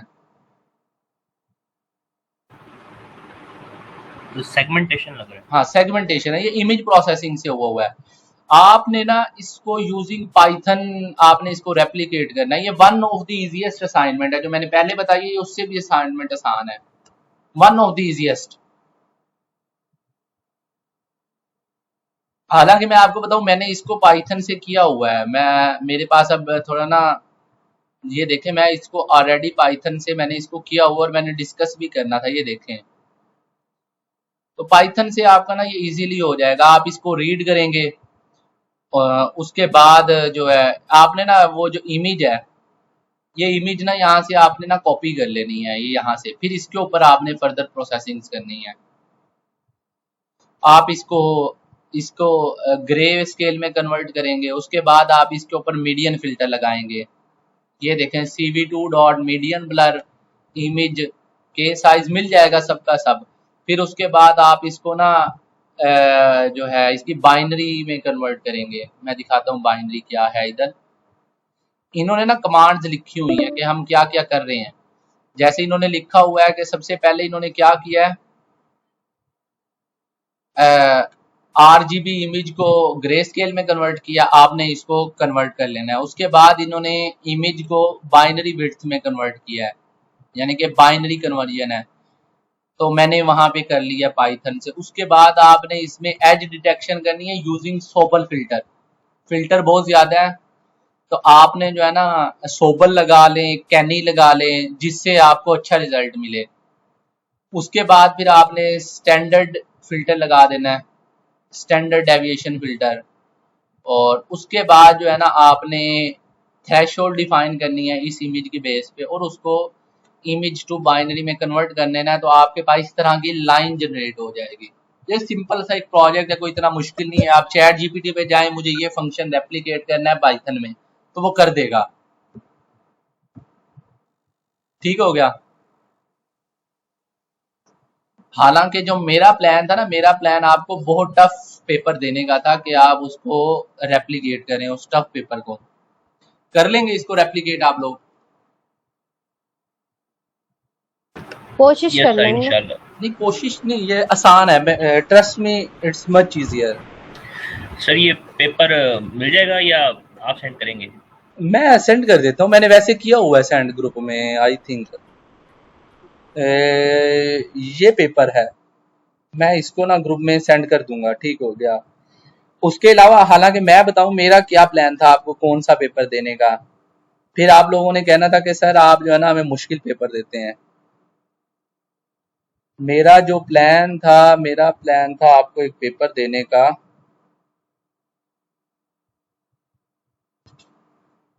मुश्किल वो भी नहीं था, लेकिन उसमें ना थोड़े जो है ना चीजें नहीं थी आपके लिए।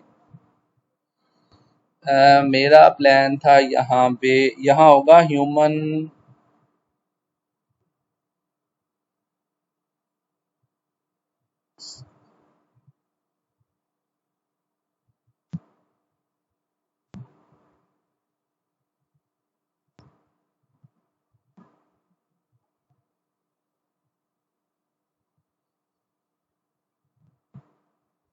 इसको मैं थोड़ा,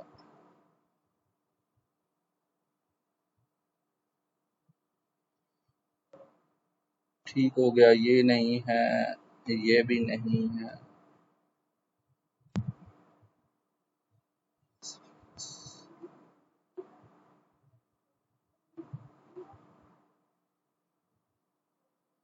हाँ, एक मेरा प्लान था आपको ये पेपर देने का। ये भी सिंपली जो है ना इमेज प्रोसेसिंग लगी हुई है। ये वाला जो पेपर है ना, ये भी जस्ट सिंपल इमेज प्रोसेसिंग की चीजें इन्होंने लगाई हुई हैं। जैसे अभी मैं आपको दिखाऊं, ये देखें इन्होंने मीडियन फिल्टर लगाया हुआ है, इजीली आप लगा लेंगे। ये गॉसियन मिक्सचर मॉडल है, जीएमएम। ये भी सेगमेंटेशन है। उसके बाद मेरा जो प्लान था आपको देने का, ये वाला, इसको मैंने खुद बाय द वे रेप्लिकेट किया हुआ यूजिंग पाइथन। ये वाला था। करना क्या था आपने, ये आपके पास इमेज आया था, आपने इसकी कलर चेंज करना है, उसको स्प्लिट करना है, मीडियन फिल्टर लगाना है, फिर आपने ना सिलहट एक्सट्रैक्शन करनी है, फिर आपने फास्ट फोरियर ट्रांसफॉर्म लगाना है, फिर आपको टेक्स्टोन मैप इसका मिल जाएगा। फिर टेक्स्टोन मैप मिलने के बाद आपको जो फीचर मिलेंगे ना टेक्स्टोन मैप से, उसके ऊपर आप जो है ना एक्सजी बूस्ट लगाएं और उसको क्लासिफाई कर दें कि बंदा तस्वीर में क्या कर रहा है। यानी कि ये एक मॉडल बनाया गया जिसमें ना हम ह्यूमन का एक्शन को रिकॉग्नाइज कर रहे हैं कि इंसान तस्वीर में क्या कर रहा है। सिंपल सा पेपर है, इतना टफ नहीं है ये वाला पेपर भी। ये देखें, इस इसकी बेसिक गाइड कहाँ से मिलती है? मतलब देखने से हर कुछ सिंपल लगता है मगर होता तो नहीं है ना, हमें कहीं ना कहीं से उसकी बेसिक ये गाइड्स भी लेने मैं पड़ते हैं आपको ना। बताता हूँ। ये देखें, मैं जैसे ये है ना HSV फंक्शन, आप चैट जीपीटी पे जाएं, डॉक्यूमेंटेशन पे जाएं, ओपन सीवी के, आपको ये सब चीजें मिलेंगी वहां पे। टेक्स्टोन मैप कैसे बनाना है, फास्ट फोरियर ट्रांसफॉर्म कैसे करनी है, MO2 कैसे करना है, वाइप कैसे आएगी, स्प्लिट कैसे करते हैं, मीडियन फिल्टर कैसे लगाते हैं। और फिर एग्जैक्ट कोडिंग। एग्जैक्ट कोड फिर आपको देखना पड़ता है। यहाँ पे इन्होंने ना सब चीजें मेंशन की होती हैं। जैसे अब ये देखे ना, मैं आपको दिखाता हूँ।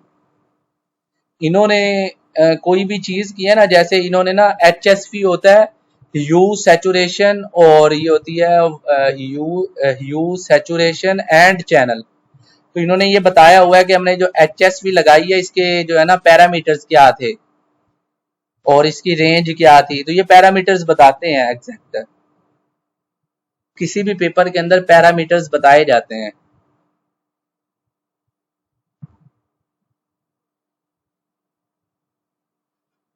अब ये देखें, इन्होंने बताया कि हमने HSV को अप्लाई किया था कि हम थोड़ा कंट्रास्ट को इन्हांस कर सकें। The frames contrast is enhanced by HSV transformation, यानी ह्यू सैचुरेशन एंड चैनल।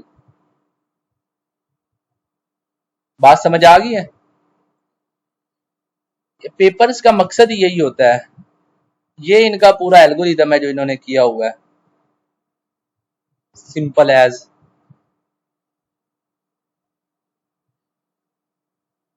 और किसी का कोई क्वेश्चन हो एनी टाइप ऑफ? सर ये जो कंप्यूटर विजन के अंदर मेरे ख्याल से कितनी इमोशन होती हैं? मैंने सुना 10 होती हैं बस।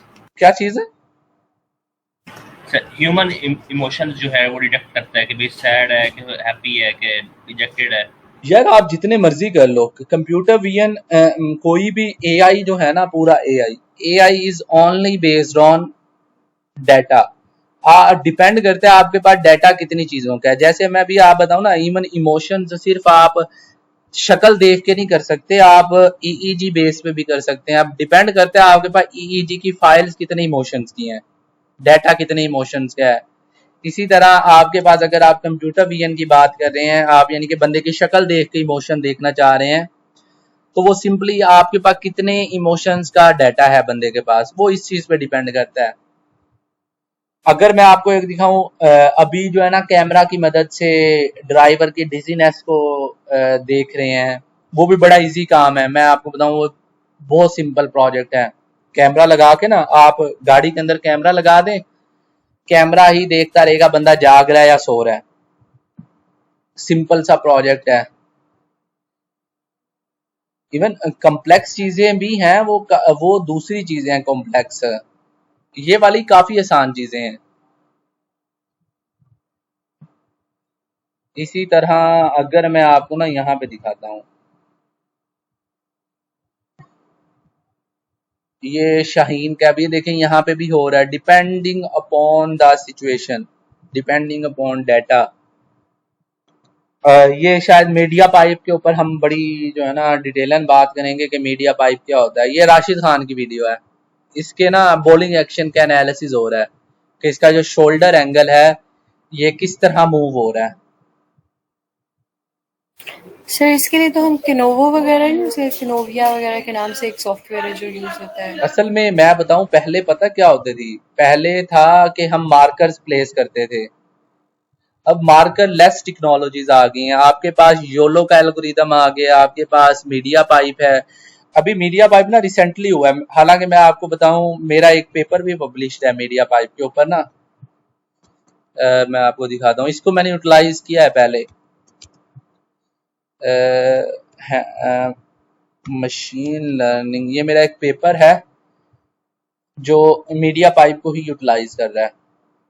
अभी मैंने रिसेंटली इसको पब्लिश किया है फेब 2024 के अंदर।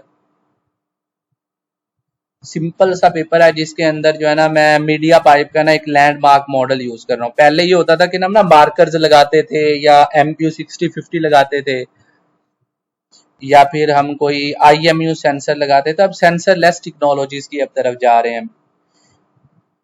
Machine learning and MediaPipe base जो है ना sign gesture based smart keyboard, इसको स्मार्ट की बजाय ना टचलेस कीबोर्ड कह लें तो ये ज्यादा इजी रहेगा।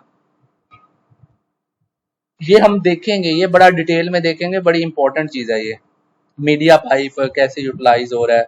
इवन अगर मैं मीडिया पाइप दिखाऊं, गूगल ने कब लॉन्च किया है, आई थिंक अभी रिसेंटली ही किया है। मीडिया पाइप पाइप जो है ना ये गूगल की है, ये आ गया।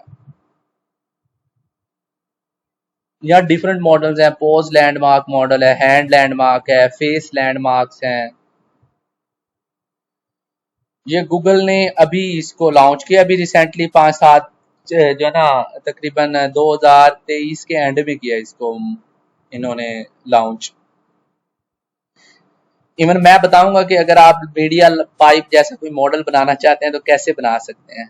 इसकी गिटहब भी है, गिटहब रेपो, यहाँ से आप कोई भी मॉडल उठा सकते हैं इसकी गिटहब की रेपो से। ये देखें, अभी जैसे आप कैमरा ऑन करते हैं ना तो एक ना आपके कैमरा के अंदर ना जहाँ पे फेस होता है ना उसके गिर्द एक वहीं पे फोकस होता है और एक रेक्टेंगल आपकी जो है ना जनरेट हो जाती है, वो इसी तरह हो रही होती है। उसके अलावा स्नैपचैट के फिल्टर्स हैं, यानी कि सर के ऊपर जो है हैट लग जाना या आंखों के ऊपर कोई चीज लग जाना या आपके लिप्स के ऊपर कोई चीज लग जाना या पूरे चेहरे के ऊपर मास्क आ जाना या आपके बाल हटा के बेल्ट कर देना, तो ये लैंडमार्क्स की पोजीशन के ऊपर डिफाइन हो रहे होते हैं। फिल्टर हम भी इजीली बना सकते हैं, अगर कहेंगे तो आप लोग ना, हम स्नैपचैट की तरह का ना कोई फिल्टर जनरेट करेंगे अपने कंप्यूटर के अंदर कि स्नैपचैट वाला फिल्टर कैसे हमारे चेहरे की एग्जैक्ट पोजीशन के ऊपर लगता है। तो इसको इंशाल्लाह ना हम देखेंगे। ये आप लोगों ने मुझे याद करवाना है कि इस चीज की हमने बात की थी। अच्छा अभी ना मैं आपने एक बात और कही थी कि गूगल से सारे इमेजेस एक दफा में डाउनलोड हो जाते हैं, फिर आपने वो बताया नहीं तो कैसे करते हैं। हाँ वो भी है, जब मैं आपको दूंगा ना प्रोजेक्ट, यहाँ पे ना मैंने एक्सटेंशन की होगी, ये है इमेज असिस्टेंट बैच। मैं कोई भी जाता हूँ ना, मैंने एक एक्सटेंशन डाउनलोड की हुई है क्रोम के अंदर, ये वाली।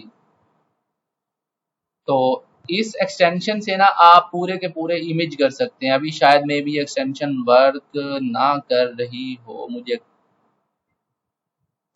ये image assistant batch images extract current page, ठीक हो गया। यहाँ पे आप जाएं, जैसे मैं लिखता हूँ ब्रेन ट्यूमर्स, ये पूरा ना एक ब्रेन ट्यूमर्स के ऊपर ना डिफरेंट किस्म की इमेजेस आ गई हैं। अब मैं कोई डाटा सेट बना रहा हूँ ना, जैसे ना चलो मैं आपको ना कोई डिजीनेस का डाटा सेट बना, डिजीनेस ड्यूरिंग ड्राइविंग। अब मैंने ना इसका एक डाटा सेट बना रहा हूँ। ये लोग ना वो लोग हैं जो डिजीनेस यानी कि सोने के करीब हैं, अगर मुझे सारे इमेजेस एक बार में चाहिए तो मैं यहाँ जाऊंगा इस एक्सटेंशन पे और एक्सट्रैक्ट करंट पेज कर दूंगा, तो ये तमाम के तमाम इमेजेस मैं डाउनलोड कर सकता हूँ, तमाम के तमाम। ये देखें अभी एक्सट्रैक्ट करा तमाम के तमाम इमेजेस। कुछ इमेजेस खराब भी आएंगे, जैसे ये आइकन्स आ गए हैं। मोस्टली इमेजेस अच्छे होंगे, फिर इनमें से मुझे जो जो समझ आएगी वो मैं रख लूंगा, जो जो चाहूंगा मैं डिलीट कर दूंगा। यानी कि इस पेज के अंदर 114 इमेजेस ये कर चुका है एक्सट्रैक्ट, तो मैं इनको एक ही साथ डाउनलोड कर सकता हूँ। ये देखें डाउनलोड, समझ गए हैं? पूरा पेज जो है ना एक ही बार डाउनलोड हो जाता है।